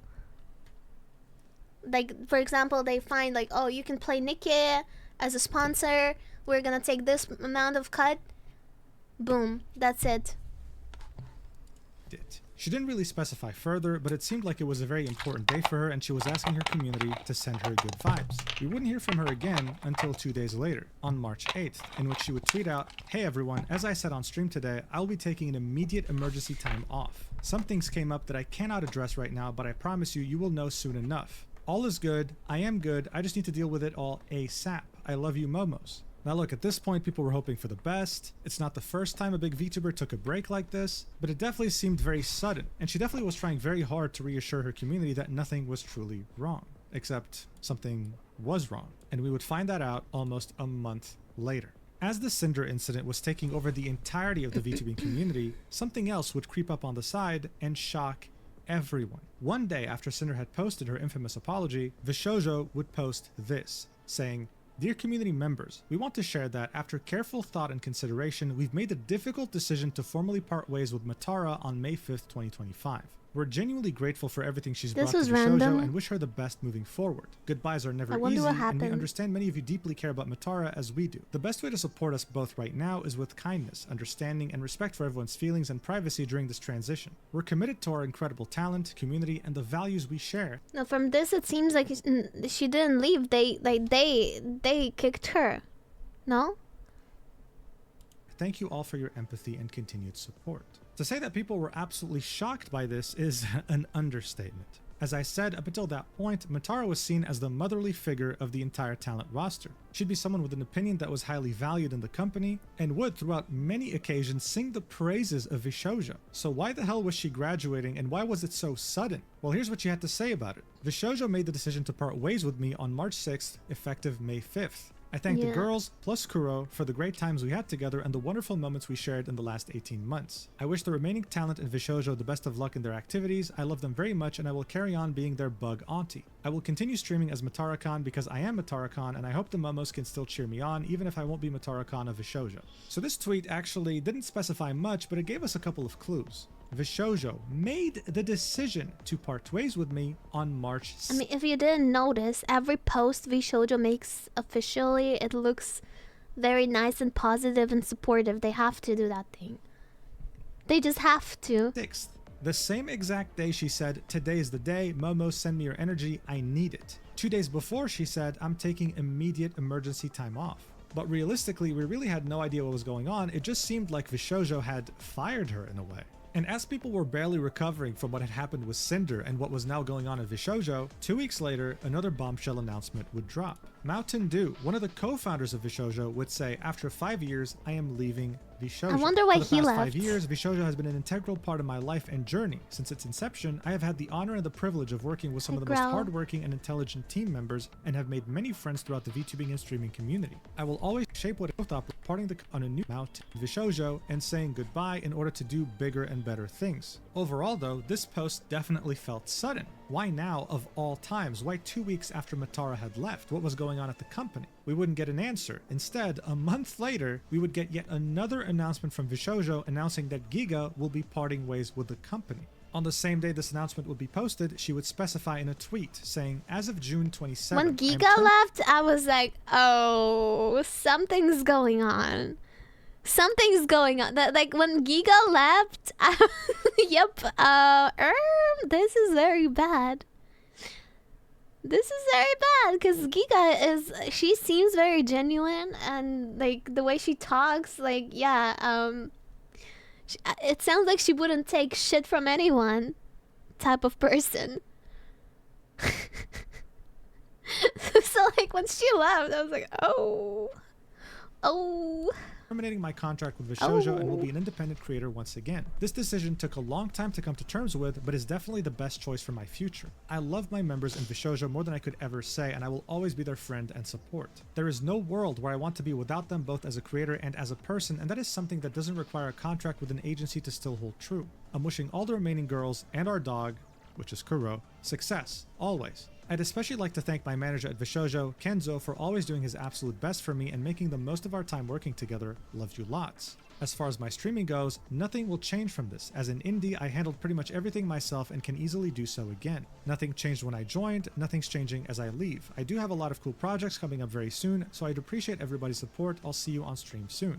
And she did stream, only to give a very surface level explanation as to why she had left, citing disagreements with management, working on some projects that would never see the light of day, things like that. And again, as people were barely processing the idea that so many talents had been leaving so quickly from Vishojo, 2 days later, on June 27th, 2025, Vishojo would announce that Zentreya, a founding member of Vishojo and someone who was at this point representing the brand itself, was leaving the company. People were wondering why. That was Why crazy. now? Why you, someone who has championed Vishojo as a company and who seemed like they were never going to leave? Yeah, And here's what this she had to was say. On July 11th, I completely. will be leaving Vishojo Yeah, for new that opportunities and a was. new adventure. My time here was long, and I had many fun moments. It will feel like the end of the world, but know that I will always be. First thing that I thought was like, oh yeah, whatever happened to the auditions? And I just remember how Zen was pushing for the auditions and how she wanted new people to get in, like how much she wanted that. And like that's why I remembered as soon as I saw that announcement. I was like, oh yeah, auditions, right? Like nothing is happening. I guess like people finally are like they can finally tell. But then there was more. There was a lot more behind the scenes. But yeah.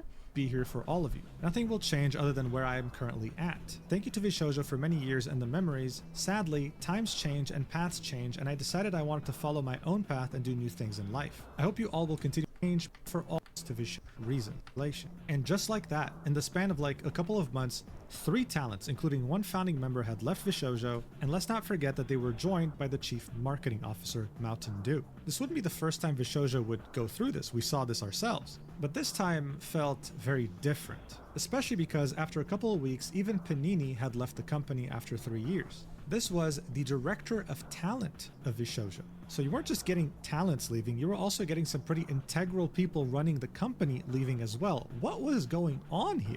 But of course, as you might have guessed, we weren't done here just yet. 7 days later, Iron Mouse would tweet out, "I'm so sorry." You know, back when the auditions happened and stuff, and after what I read Vay say about Mountain Dew, that he like watched her streams and like was posting on 4chan about it and stuff, I remember Mountain Dew was watching every single of my stream too, and I was like wondering what's happening, like why.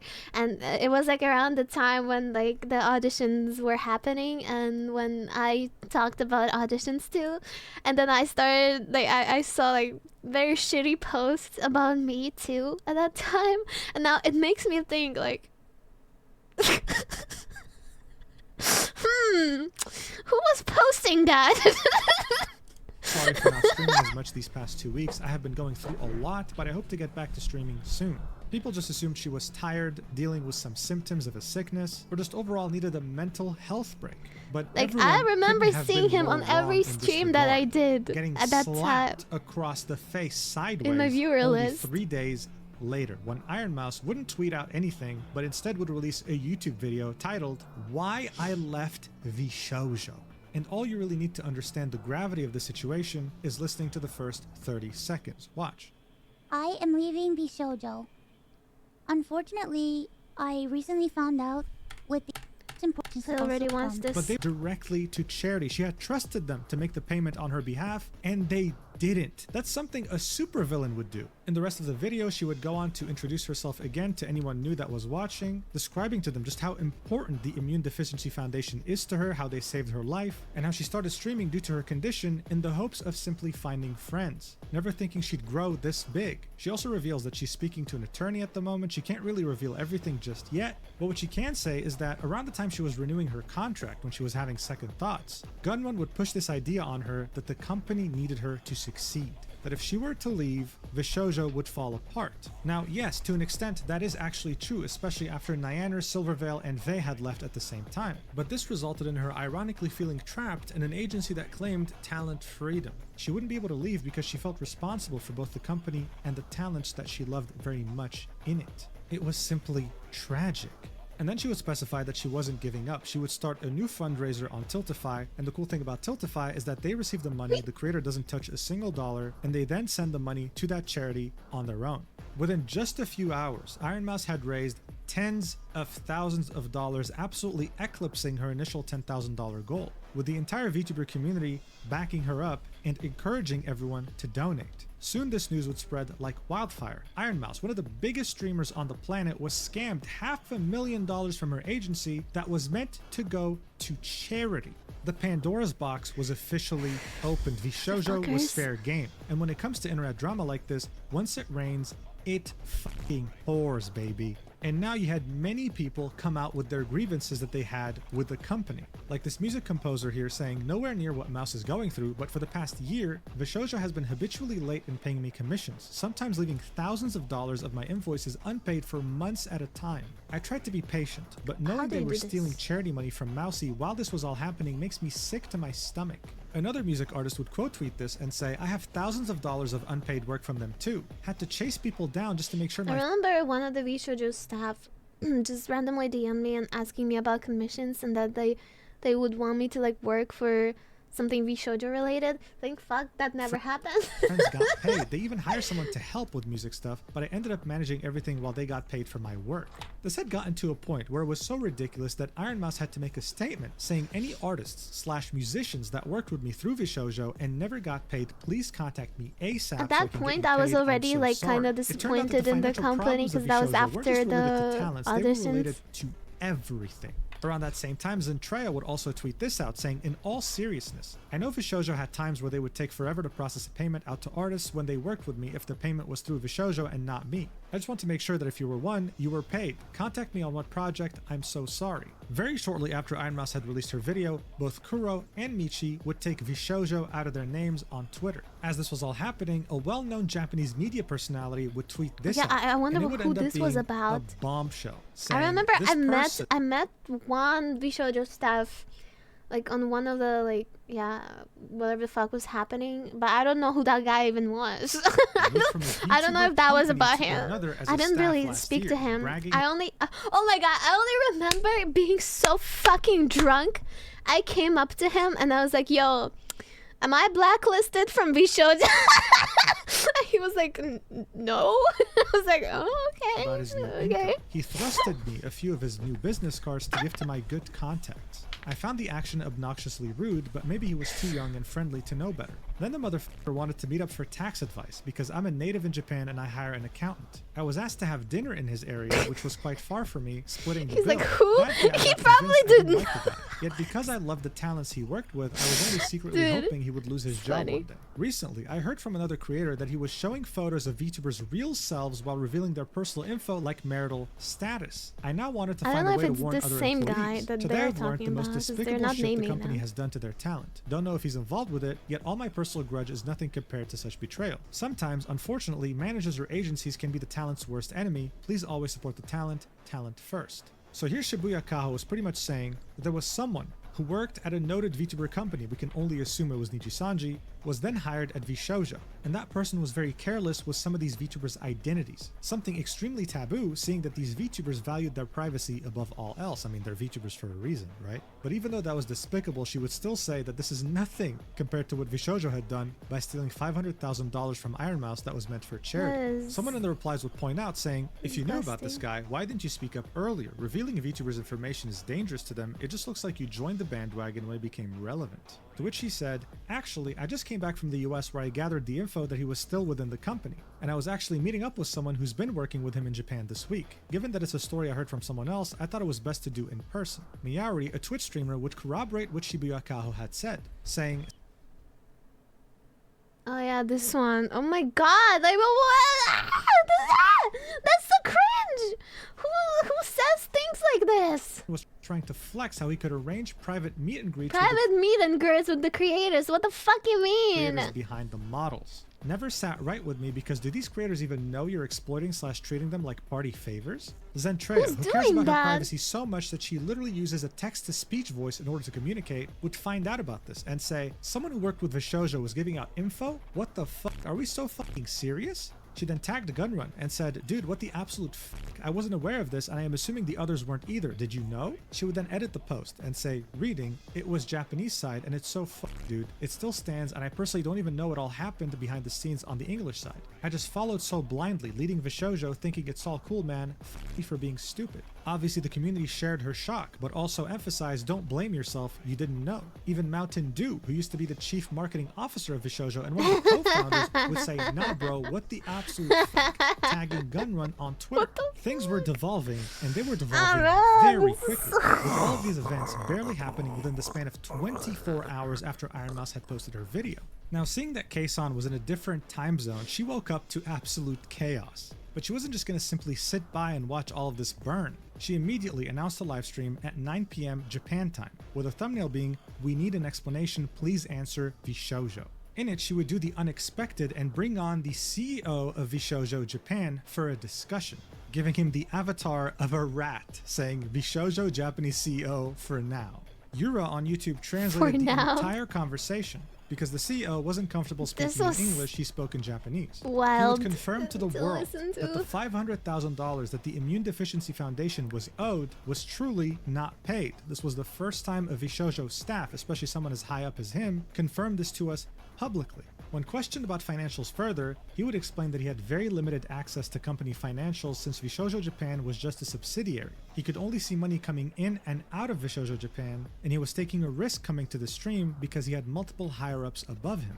And the most important moment in this entire live stream would be this right here. No need to explain, just watch. So did you just say that I doubt he knew much. I really doubt it. Shoujo JP itself was doing good? そうですね。 In finances too? そうですね。 You haven't paid me. っていうことになるですね。その本社の中の帳簿上はそうなってたっていうことは聞いてます。日本でもタレントに1円も払われてない状態っていうのを把握しておられたんでしょうか？そうです。はい。This chat. それは資金的にうまくいってないのでは？入ってくるお金と出ていくお金の数字のみを見たら、日本の支部っていうのはうまくやっていたってことですね。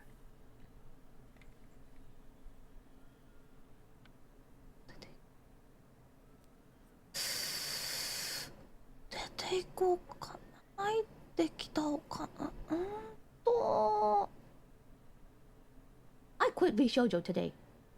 はい。はい。V Shoujo やめます今日。はい。はい。31日予定でしたけど、今日やめます。So she quit live in front of the Japanese CEO's face, in front of tens of thousands of people, revealing that she was planning on quitting on July 31st because in general she wasn't paid since last year, since September 2024. An amount of money that was in the six figures. During this call, he also specified that his salary was slashed in half and that there were talks about separating Japanese Vishojo and English Vishojo wallets since the Japanese side was doing so well. But again, since it was doing so well, how come Kei-san and other Japanese talents weren't paid for so long? This is why she quit. Now, the CEO would specify that the staff was still being paid, just not the talent. And to clarify any confusion, Legal Mindset, who is a reliable lawyer, would say another note from Kei-san's stream regarding staff being paid first, they had to pay the staff due to clear labor law violations if they didn't pay full-time staff. They are banking on the ambiguity of Vishojo talent as independent contractors to shaft them out of payment. He would then go on to say, overall, Kei-san's stream shows US Vishojo leadership aiming for bankruptcy as a solution to discharge unpaid payments to the talents as independent contractors. Now is the best time for VTubing industry to challenge this insanity and establish that VTubers are true employees. So now we just went from them stealing $500,000 meant for charity to not paying their talents to try to legally squirm away from paying their talents money that they're owed. As this entire chaos was unfolding, Michi would go live to talk about what was going on.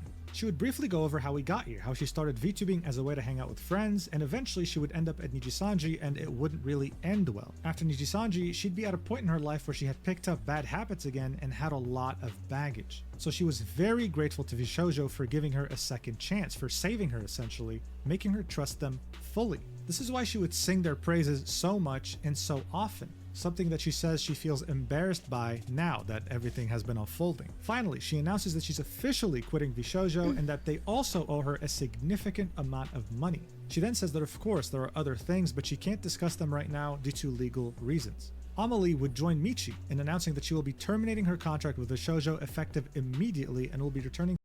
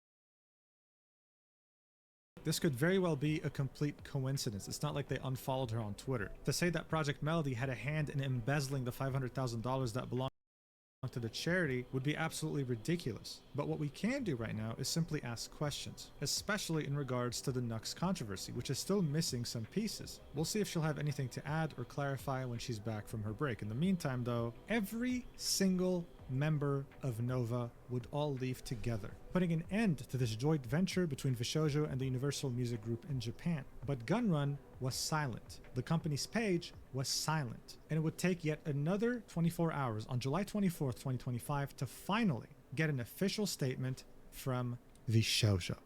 Gunrun would finally post his statement using the Vishojo official Twitter page, saying, Vishojo has failed, and I've mismanaged the company into the situation you're all witnessing. So today I'm sharing the difficult news that Vishojo is shutting down, and I take full responsibility for the decisions that led us to this point. I've been doing everything I can to fundraise and right the ship these past few months, but despite my efforts, we are in a worse position, and those I care about are not paying the price. Over the past few years, we raised around $11 million to pursue I'm sorry, I thought you guys VTuber, couldn't hear it. prioritizing creators and community over short-term profits to achieve long-term sustainability. Our funding went directly to our creators through generous splits, debut investments, infrastructure, concerts, events, and staffing, all designed to support them. We also wanted talent to own their IP, which we knew was a unique creator-first approach for an agency. However, despite all our efforts, the business failed to generate the revenue we needed to sustain that model, and eventually we ran out of money. Additionally, I acknowledge that some of the money spent by the company was raised in connection with talent activity, which I later learned was intended for a charitable initiative. At the time, we were working hard to raise additional investment capital to cover our costs, and I firmly believed, based on the information available to us, that we would be able to do so and cover all expenses. We were unsuccessful in our fundraising efforts. I made the decision to pursue funding, and I own its consequences. I am deeply sorry to all the talents, staff, friends, and community members who believed in our brand. We did not deserve this. Signed, Justin Gunrun. What a dog shit apology, right? I mean, look, I've been objective this whole video. Come on, allow me to be a bit biased here. This is fucking terrible.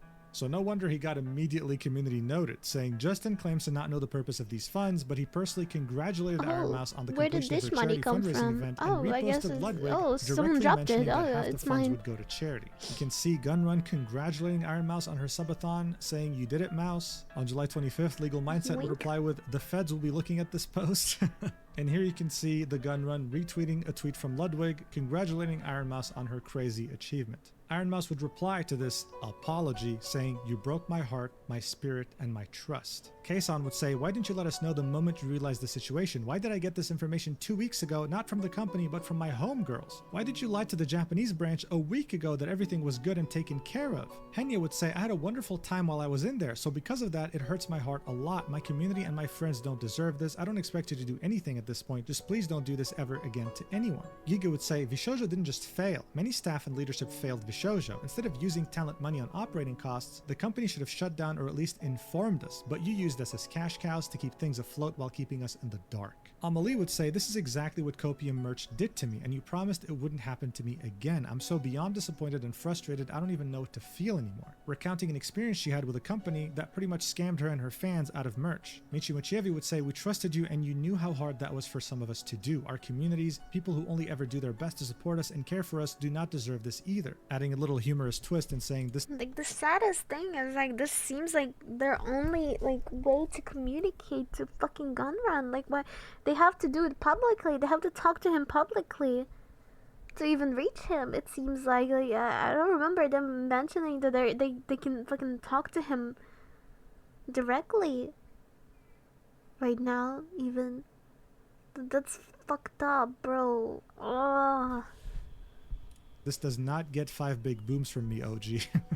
Nyaners would say, so is the COO gonna say anything about his involvement, or is he busy Googling how do I renew my law license past the deadline? Pretty much revealing to us for the first time that the chief operating officer, the one who handled legalities within Vishojo, had an expired law license. Silverville would say, how did you not know? How could you betray the people that trusted you the most and think everyone would believe this garbage? You ruined lives. I hope the money gets repaid, but I wouldn't be surprised if it doesn't. You're a disgrace and a disappointment. Hey, you know what? You go, girl. She's just doing the same exact thing he did to her during the whole Hogwarts Legacy fiasco. But one of the most heartbreaking replies would be from Zentreya, saying, I've been trying to figure out what to say.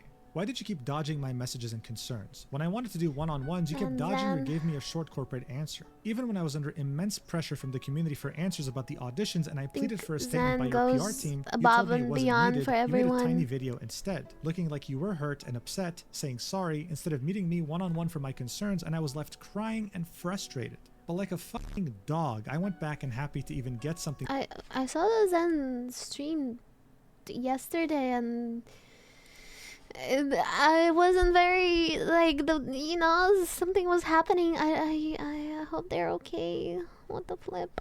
From you because, oh man, boss actually answered me. You wanted a one-on-one finally when you knew everything was crashing around you. Then debuting new talents and such even after the community kept asking about it and kept waving it off and letting me take the punches. I smiled. I fucking Like even brushed when it off. I was like on peak feeling suicidal last year, like Zen reached out to me and talked to me and and yeah, kept pushing the it's company because I was hopeful for nice. new talent and bringing new people to help. Instead, I find you were hiring people without input and poaching without even the idea of truly helping them other than financial gain. We didn't even know who you were bringing in. You and the team told us to just take it. You and some people were really ready for me to be thrown under over and over. Even when Amelie joined, I begged you to put out a statement regarding auditions before she announced her debut stream. You gave us the middle finger. Me and Amelie had to put out a statement because your PR team was unfit for their job. I took it all. Why did we have to say anything at all? Why did I have to keep taking the fucking damage over and over? You were hurting me well before this. You know you have.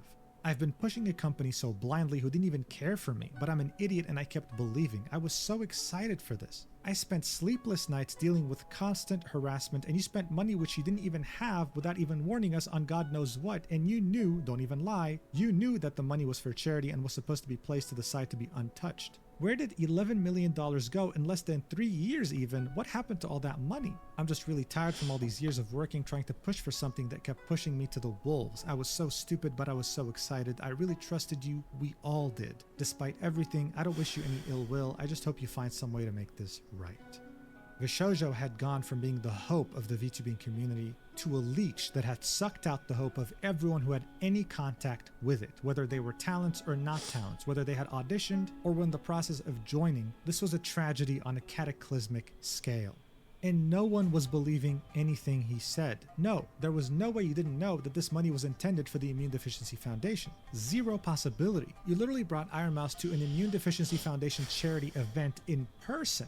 Vishojo even issued a press release stating they would donate half the profits from her subathon on September 2nd, 2024. You think this won't be used in court? You can't just feign ignorance. Legal Mindset would later chime in, saying the only reason the Vishojo CEO included the later learned language. Dude, stop fucking drilling!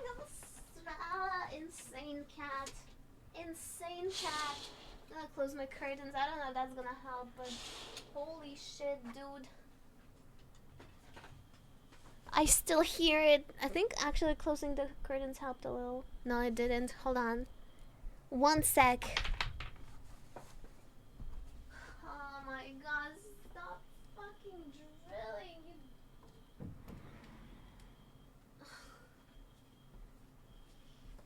Dude. My curtains are supposed to be like soundproof. So it helped a tiny bit, but then I have a huge door with a room without the soundproof curtains. Which is to try to keep himself out of criminal hot water. But I mean, come on. Even a pet hamster would understand by now that there's no way he's dodging this. Soon after, Twitch would remove the legacy emote known as Gunrun, not wanting to associate Dude, this was random. I didn't expect this one. it with him in any way. But you want to know what's crazy? Fruit has been inactive from January 2025.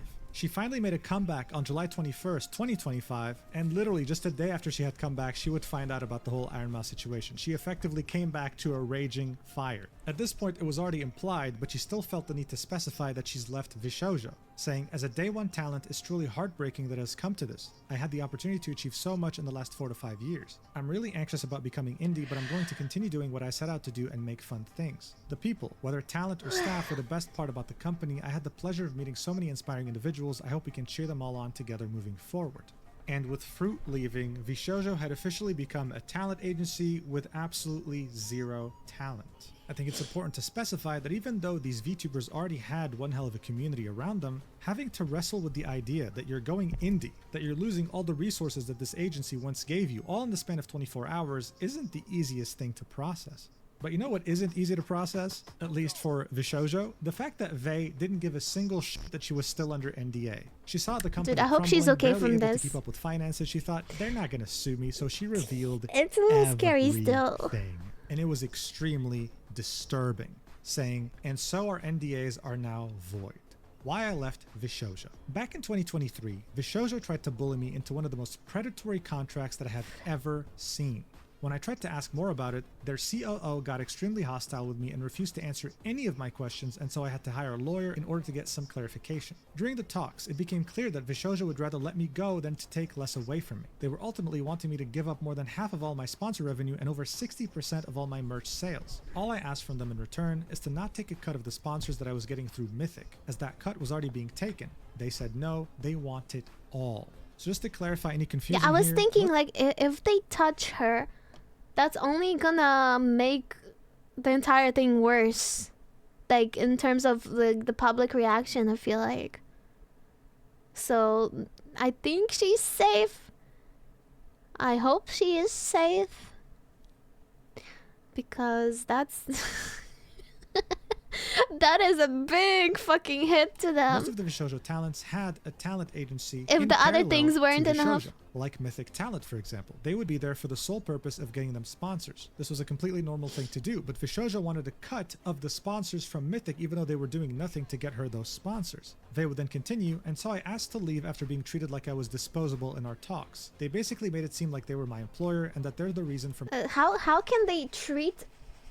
She was like one of the biggest streamers in Vishoujo. How could they talk to her like that? How dare they talk to her like that? Or to any other talent? What? She is part of the reason your company is known. She was like a big streamer before joining Vishoujo. She didn't fucking need them, they needed her. What the fuck? for my The success. same for like other people. I remember when Nyanners joined VShoujo, I was like, I actually genuinely was thinking like, why? Cause like I've been a fan of Nyanners for like ever since before she was a VTuber, and when she became a VTuber, I was like, oh my god, it's so cute. She's so cute. Like it's perfect. It's perfect. Like, and then she joins VShoujo, and I genuinely thought like, why? You don't need this. You're so popular. You don't need this. So like she brought her popularity to VShoujo to make them more known because of that. And these motherfuckers have the audacity to treat their talents like that. And what they said to like what Gunrun said to Silvervale, like, are you fucking kidding me? How dare you talk to them like that? And then what I was hearing from other people is like the Gunrun is such a nice guy. He's so kind. He helped this person do that. He helped that person do that. He's such a sweetheart. Like nobody has any dirt on him. It's just, man. That I owe them and that I should be happy to give them my money. In order for me to leave, they demanded I sign an NDA that prevented me from speaking to any of the other talent about it. I could not say why I was leaving. I could not say what the terms that I was saying no to were. I even got in trouble for I advising saw them to the hire their Shy own Lily attorneys. video. They would watch my streams, read my It was Discord, and then crazy. threaten to sue me. If I said anything that hinted towards how I really felt about the company, I was threatened with a lawsuit. Another one of their leave terms was that they will announce both me and Silver on the same day in order to minimize the damage to their company. Their COO had begun to push a narrative on 4chan, yes I'm serious LMFAO, and other social media that I'm leaving because I plan to join OTK and that both me and Silvervale are troublemakers, so they were letting us go. Later I found out that Nyanners wanted to leave around the same time due to also being Nyanners. unhappy with the contract, but was told that she couldn't because it did not fit their narrative that they were pushing internally and externally. The amount of hate we've gotten over leaving, from fans calling us greedy bitches to people saying we're abandoning our friends and tossing aside the company because we're successful enough, was fucking painful. Not being able to say anything sucked. I only found out I didn't get paid for any of my sponsors after I had already signed the NDA. After 2 years, I have still not been paid back fully. To add insult to injury, they also demanded I had to pay them back $10,000 for some of the anniversary assets, which when they sent me back months later, Nah, were bro. half finished. Despite all of that, I've had immense faith that the company has gotten better over the past 2 years. I assumed they rewrote their contracts after losing 3 people due to them and seeing all that new talent join. Clearly, this was not the case. Now, for some fun facts. Their company lawyer has an expired law license. He literally does not practice law anymore, yet he was our point of contact for any legal help we needed. They actively pitted us against one another during my time there and compared our success to others. They tried enforcing streaming schedules so that our viewer count would look better due to less overlap. I remember something about this. I remember some drama about this They shit. would always shit talk other VTuber Like behind the agencies. They scenes. literally would spend company money to get a tiny dig at them, especially Hololive. It literally lived rent-free in Gunrun's head. They were convinced Hololive was over when they signed Kason and Nazuna. Our previous talent manager got ghosted for 6 months by Gunrun, told not to do any work for us, and then got fired for not doing anything. During this fiasco, we weren't able to get any assistance. Mountain Dew got reprimanded for being creepy to us. Lol. Got told not to message us privately. Go figure. I have proof from other streamers attending Vishozo's IRL parties that Mountain Dew would...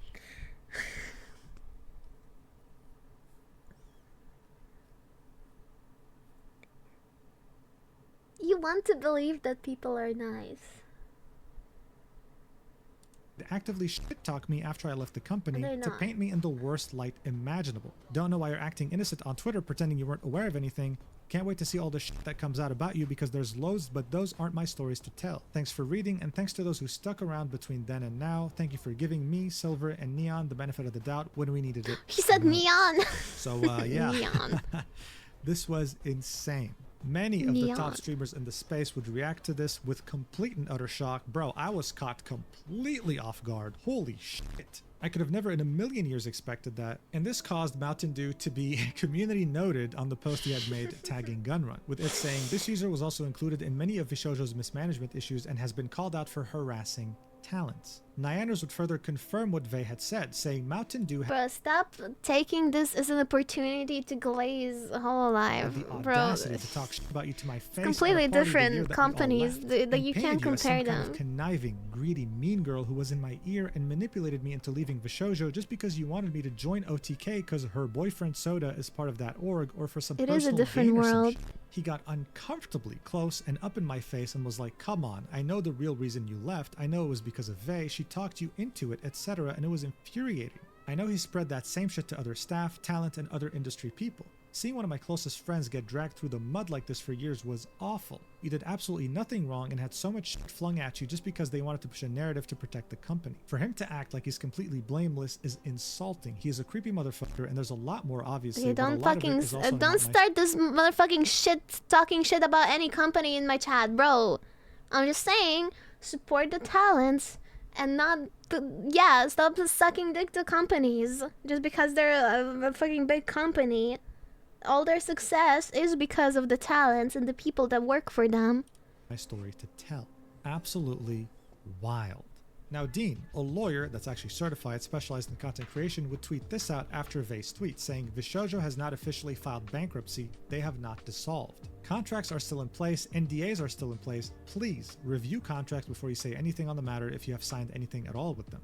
But then Vey, whether aware or unaware of that tweet, would still tweet this out saying, they'll have to steal from another charity to sue me, lol. A VTuber by the name of Kayan, who's a corporate accountant IRL, would quote tweet Gunrun's botched apology saying, "I'm a corporate accountant IRL. You do not misspend $11 million and you do not mistake charitable / Whose boots am I supposed to lick then? Why do you need to lick someone's boots? Bruh, what are you? A licker of the boots? Like, what's happening? Why do you have this need to find someone to lick someone's boots? It's fucking weird. Bro is hungry. He's it. Bro. How about you just exist?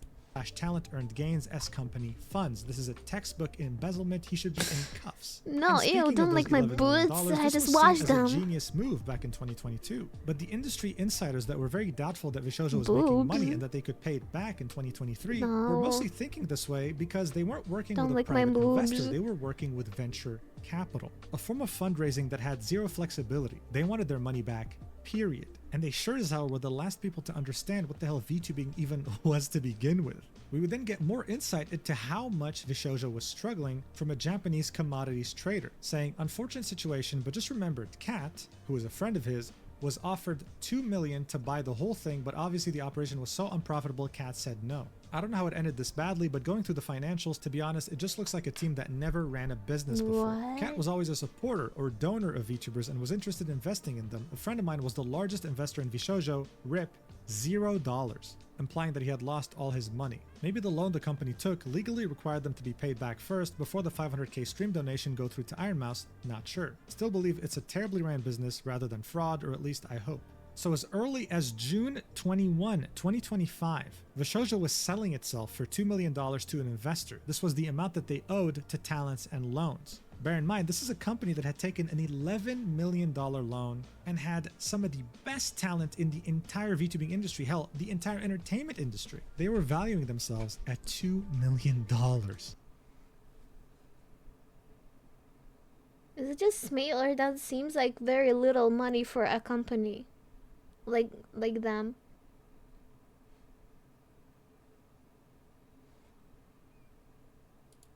Incredible. This really showed us that they really had no idea what they were doing with the business, and we'd only get more glimpses as to how badly they ran the company when even more people would speak out. One of them being Camilla, a well-renowned VTuber in the industry, saying, "I want to start by saying that the severity of my experience isn't the same as what others went through with Gunrun. Just wanted to share this tidbit because it affected a lot of my friends, including me. In 2022, I applied for Vishojo. I applied under my past life, so her past VTuber identity. That's the Vishojo at the first, time VTuber prefaced that they were audition. looking specifically for smaller streamers. I thought I'd give it a chance because I was a very small one at the time. I auditioned. I passed. I received an email saying that I would be moving to the next stage, as well as some of my friends. I and others were so excited to have even passed the initial round. That alone was something to be proud of. We filled out the next part. This mainly contained more technical questions. What's your schedule like? Are you good with handling technical difficulties? What kind of streaming equipment do you own? Etc. Submitted that and, well, got another email back. I made it to round 3. I was so happy. I know I wasn't fully accepted yet, but it was still a nice feeling. So I waited. I waited a few days for the next step. A few days turned into weeks. A few weeks turned into a few months. Nothing. I would frantically check my email almost every single day waiting for Same. something. Eventually, I let it go. They moved on without a word. I was sad, sure, but more confused by the sudden disappearance. I mean, they did tweet that they contacted the people who I think they contacted people. Wait, what was it like? Because I made it to the last stage, basically, where they were supposed to email me and do like the next thing, and that took fucking weeks for them to get back to as well.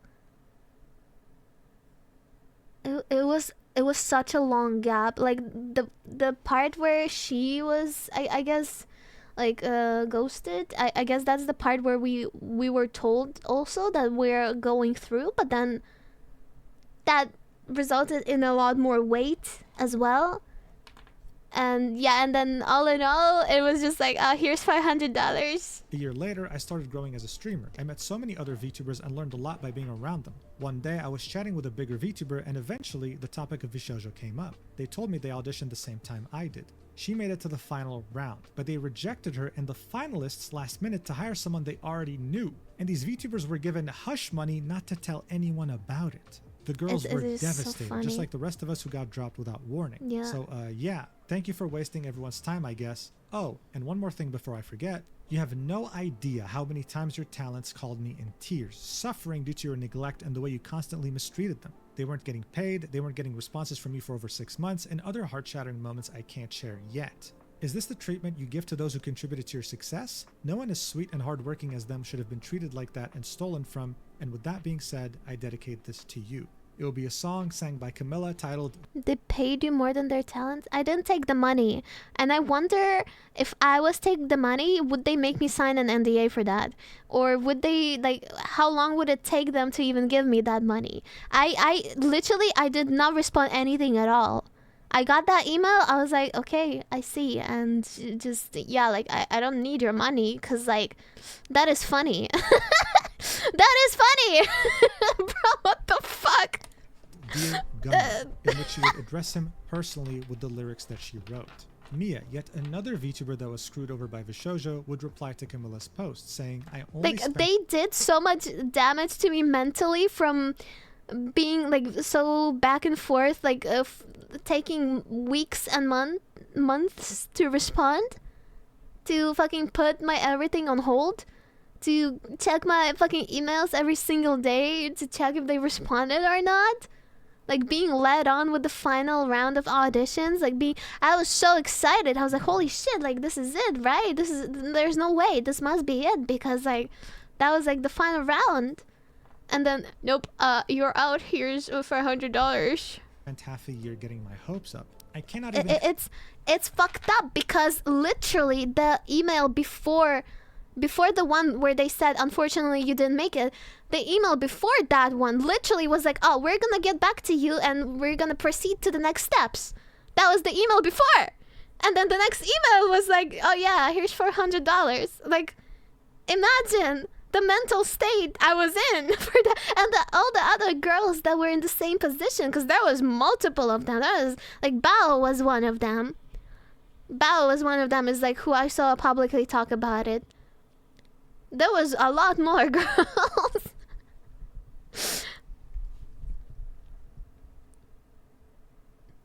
And then I remember messaging Haruka, like, oh, did you get this email where they were saying that they're offering $500? And she was like, no, I didn't get anything.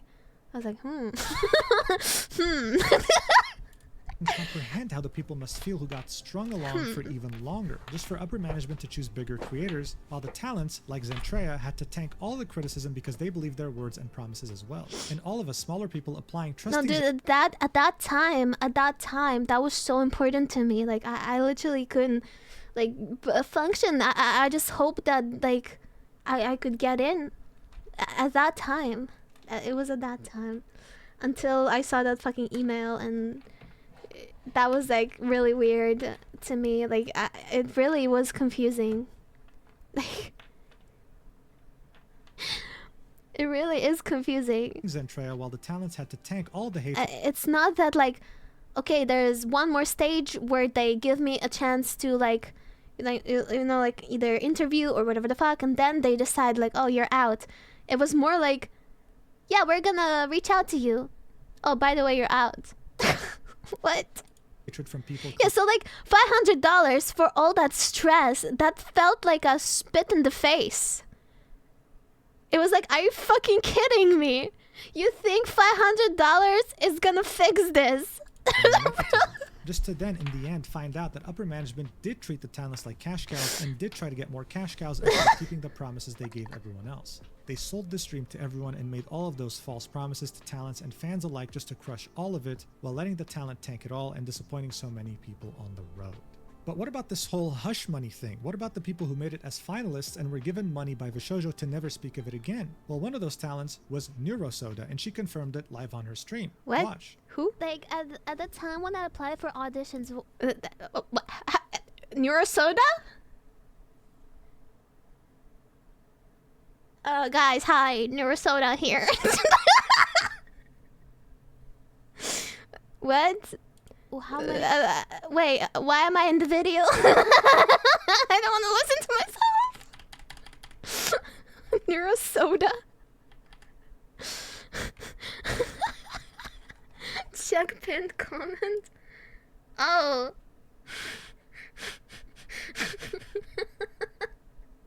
Oh. Oh, oops. What the fuck? Didn't expect myself here. Neurosoda. Neurosoda poppin'. Yeah, it's definitely me. Yeah, guys. Didn't you know I secretly have a YouTube channel because I have nothing to do?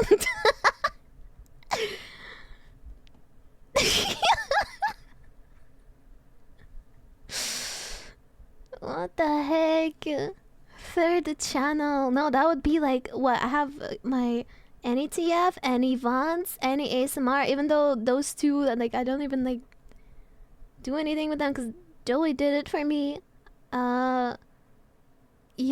Now newer soda. Yeah, I have 4 YouTube channels. I'm just that full of surprises. Artist was in the works to bring Vishojo to How did he make that mistake? WeepCon 2026, pitching it and having management approve. They would tell her, oh, we'd plan a meeting next week. Their schedule was very packed, but, you know, now she What did I understands talk this is never about gonna in happen. there? She was given no prior warning. Yeah, And someone whatever. else had spent months and thousands of dollars developing a leather jacket concept for Kuro. Vishojo's management loved it. Wait, and wait, wait, printed, wait. What did he just say? Take it. These You know.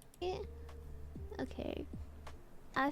So you go through these auditions hoping that this will change your life. The company ends up being very Yeah. unprofessional, backs down, wants to give you money to hush hush. You don't take it so that you can tell people about this, and when you do, they don't even believe you. I can't imagine the mental toll Neurosoda, as well as pretty much everyone else in this video, went through because of this company. I mean, it really is incredible just how many people this company had affected negatively. The list was so large, you couldn't even print it on a sheet of A4 paper. For example, this artist was in the works to bring Vishojo to WeepCon 2026, pitching it and having management approve.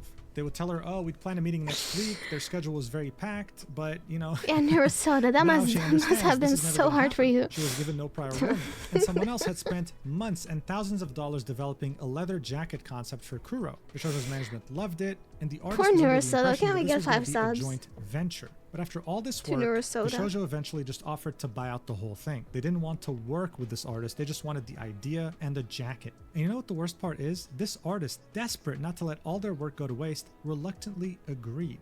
And then got ghosted, showing us that this business was truly ran by children. Kuro would find this post and would say, wait, what? I don't know how to say this, but I've never been shown this by anyone, even though I had asked many times if it was possible to get a jacket made, but there was never any update to me, so I assumed it's impossible. There was truly no end to Vishojo's fuck-ups. Niji Sanji, move aside because there's a new person on the throne. But if you thought that was the end of these talents getting punched in the face, you'd be wrong. On July 31st, 2025, Amelie would tweet, Mama should have raised a quitter because there's only so many punches I can take, man. Kuro would tweet, oh man, I might have some bad news. Someone asked, is it about your new house? He said, no, it's about old merch. And finally, Giga would say, I am once again trying not to crash out, but brother. She would go live shortly after to explain that there's some merch that was sold to her audience that was still unfulfilled. It wasn't shipped yet, sitting in the warehouse. Seeing that Vishojo is a complete mess right now, she doesn't know who to reach out to get a list of people who, you know, bought it. Their addresses, like where she can send them to. It's completely unclear. She's still trying to figure out the details, but it seems that unfortunately, the people who did buy the merch and didn't get their order fulfilled might just get scammed. But as far as I know, some of Giga's merch did ship. In Kuro's case, though, none of it shipped. In fact, it wasn't even sent to production. The pinned post in Kuro's community on Twitter right now is this, saying, merch update. Unfortunately, Kuro's birthday merch was never sent to production, so please file a dispute at your bank/PayPal and do a chargeback ASAP. If you need help, feel free to DM me. So during Kuro's birthday, with Vishojo, he was selling some special merch. Typically, the way it works is that when merch is being sold for something like this, there's a time limit. Once that time limit's over, the company knows exactly how many items to print or produce in order to send them to the person who bought them. In this case, though, they sold merch, but never produced it. Knowing that Vishojo is in deep financial trouble, it's safe to say people are not going to get refunded. So the only way to really get your money back is to charge back. I mean, this is a disaster at an apocalyptic level. It's not just the talents being affected by Vishojo's incompetence, it's their fans now. It's so sad to see.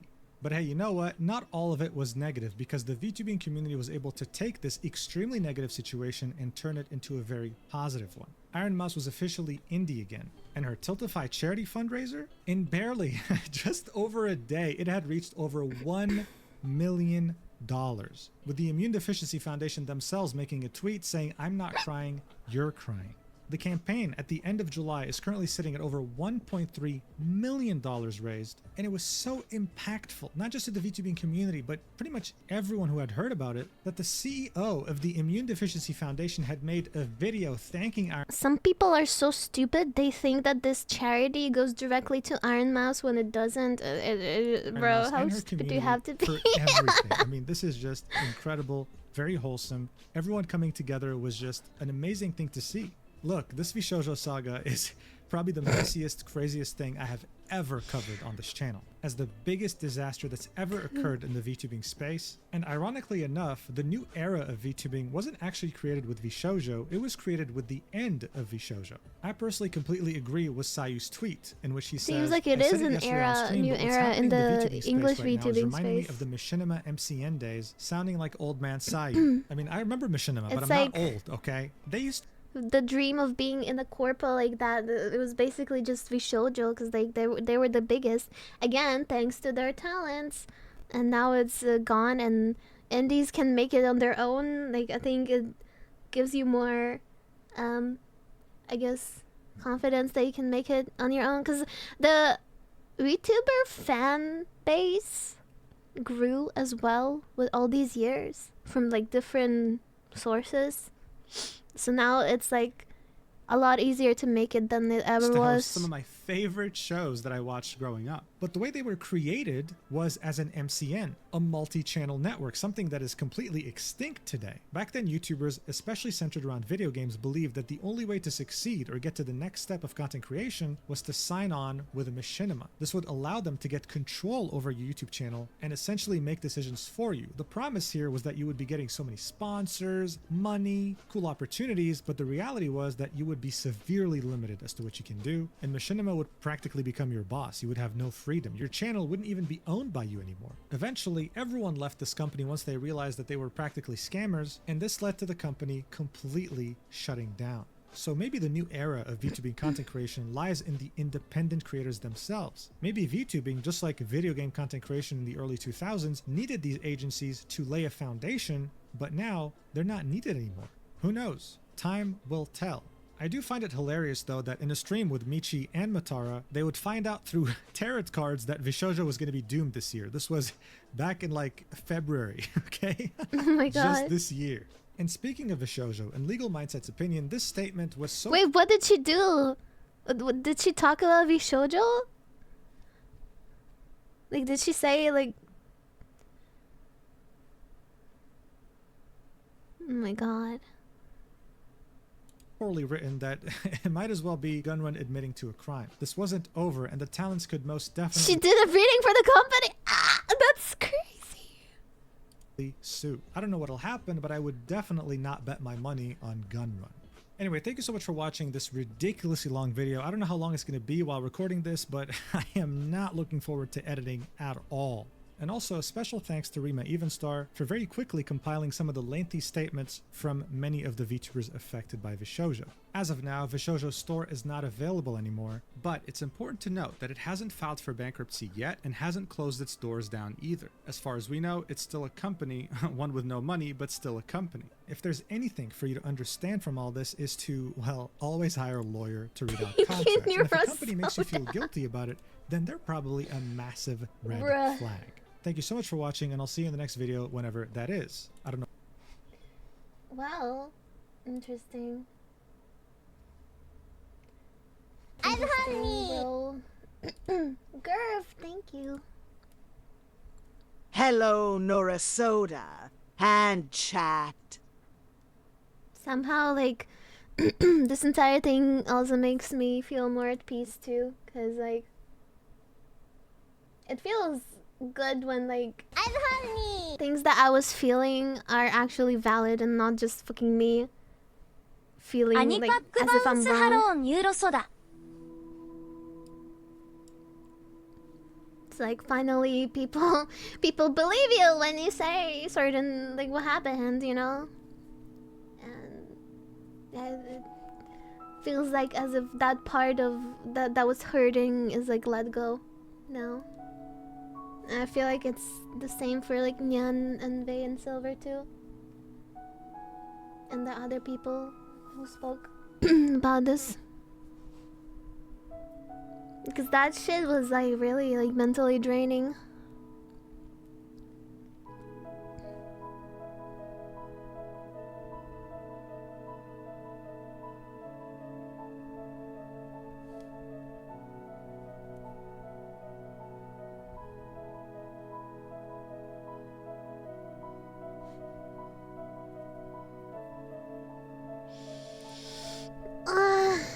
Crazy. Okay, stop with your. I get it, Neurosoda. Yeah. Run the joke to the ground.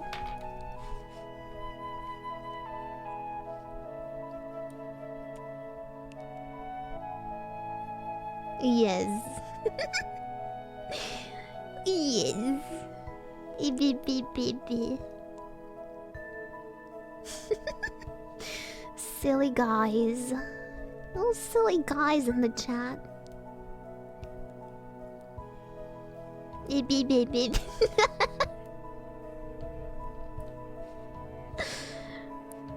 Damn, I was waiting for that video from this guy. Cause he speaks very good. Didn't know he was French. He speaks well on the topics. But honestly, I thought like I'm just gonna wait for his video so that I can catch up with everything. But then, unwillingly or whatever the fuck, like I was seeing all of that on Twitter anyway. It's not much new that I learned, but I guess it was nice to see it all compiled. Didn't expect Neurosoda in there.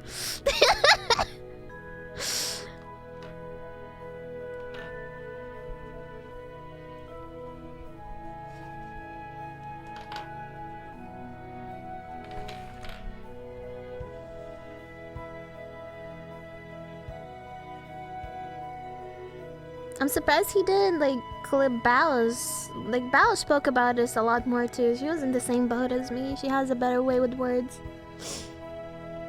I'm not the person to clip and yeah.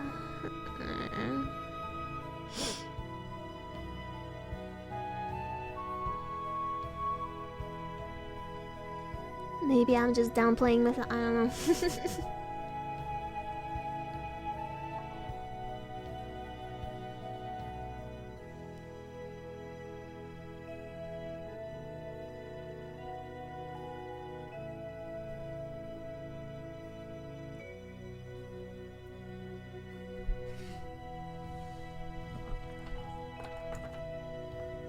No, Bao was in the same boat as me. She was in the auditions.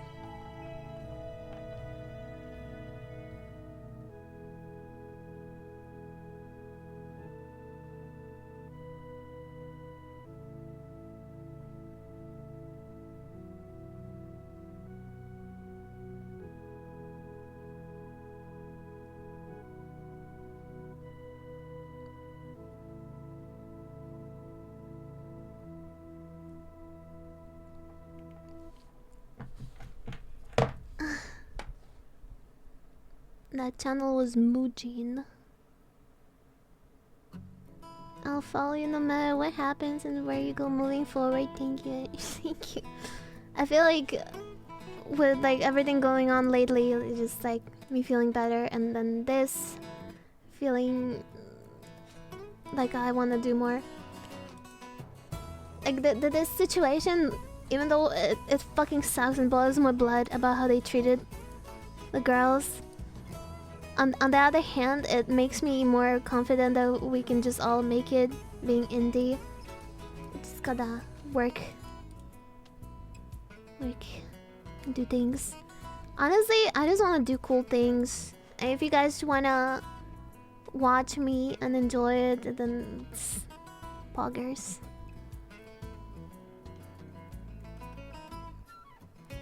I really fuck with the mindset of just doing things for fun first and foremost.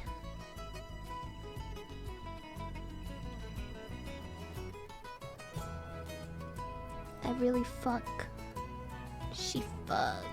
Wicked.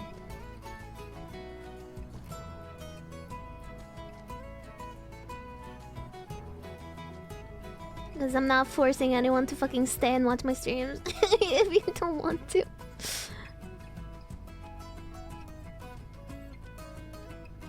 If people go out of their way to find my alt and watch my alt where I'm just doing nothing and then complain about it, then there's nothing I can do to help you.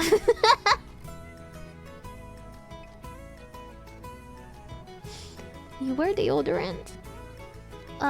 Yeah. I suggest you do too.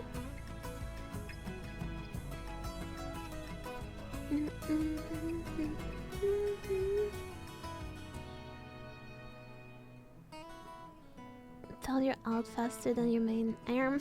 How?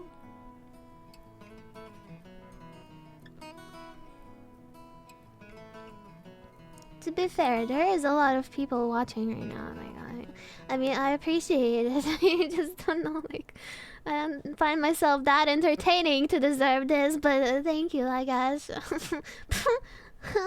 What?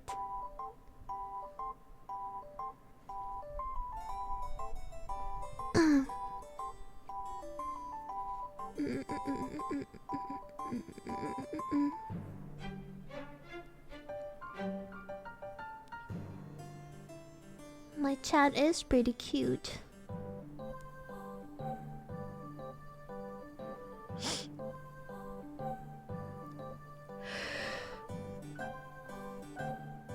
So cute. You guys are so cute.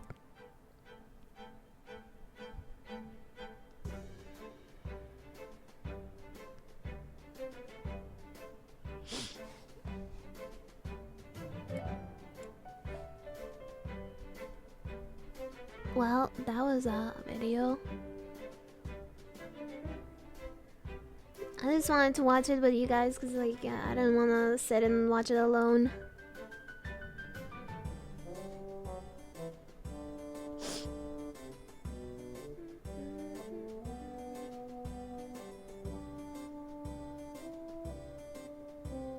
It is still crazy to me how everything just imploded in one day. Holy shit.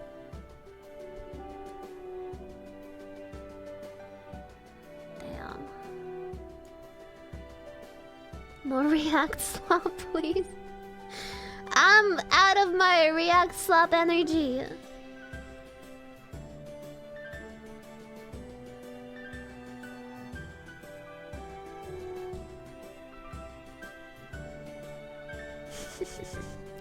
out of React juices.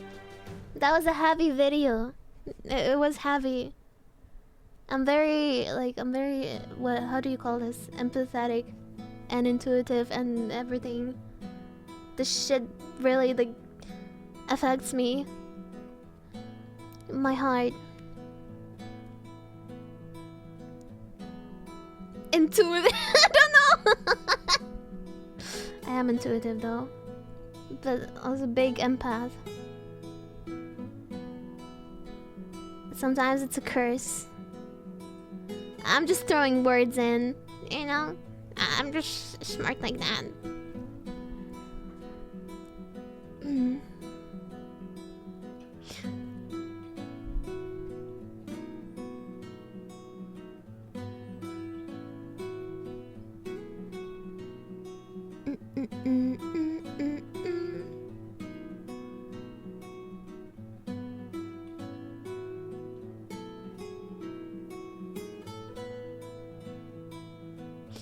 Okay, I might go now. I need to take a break from this.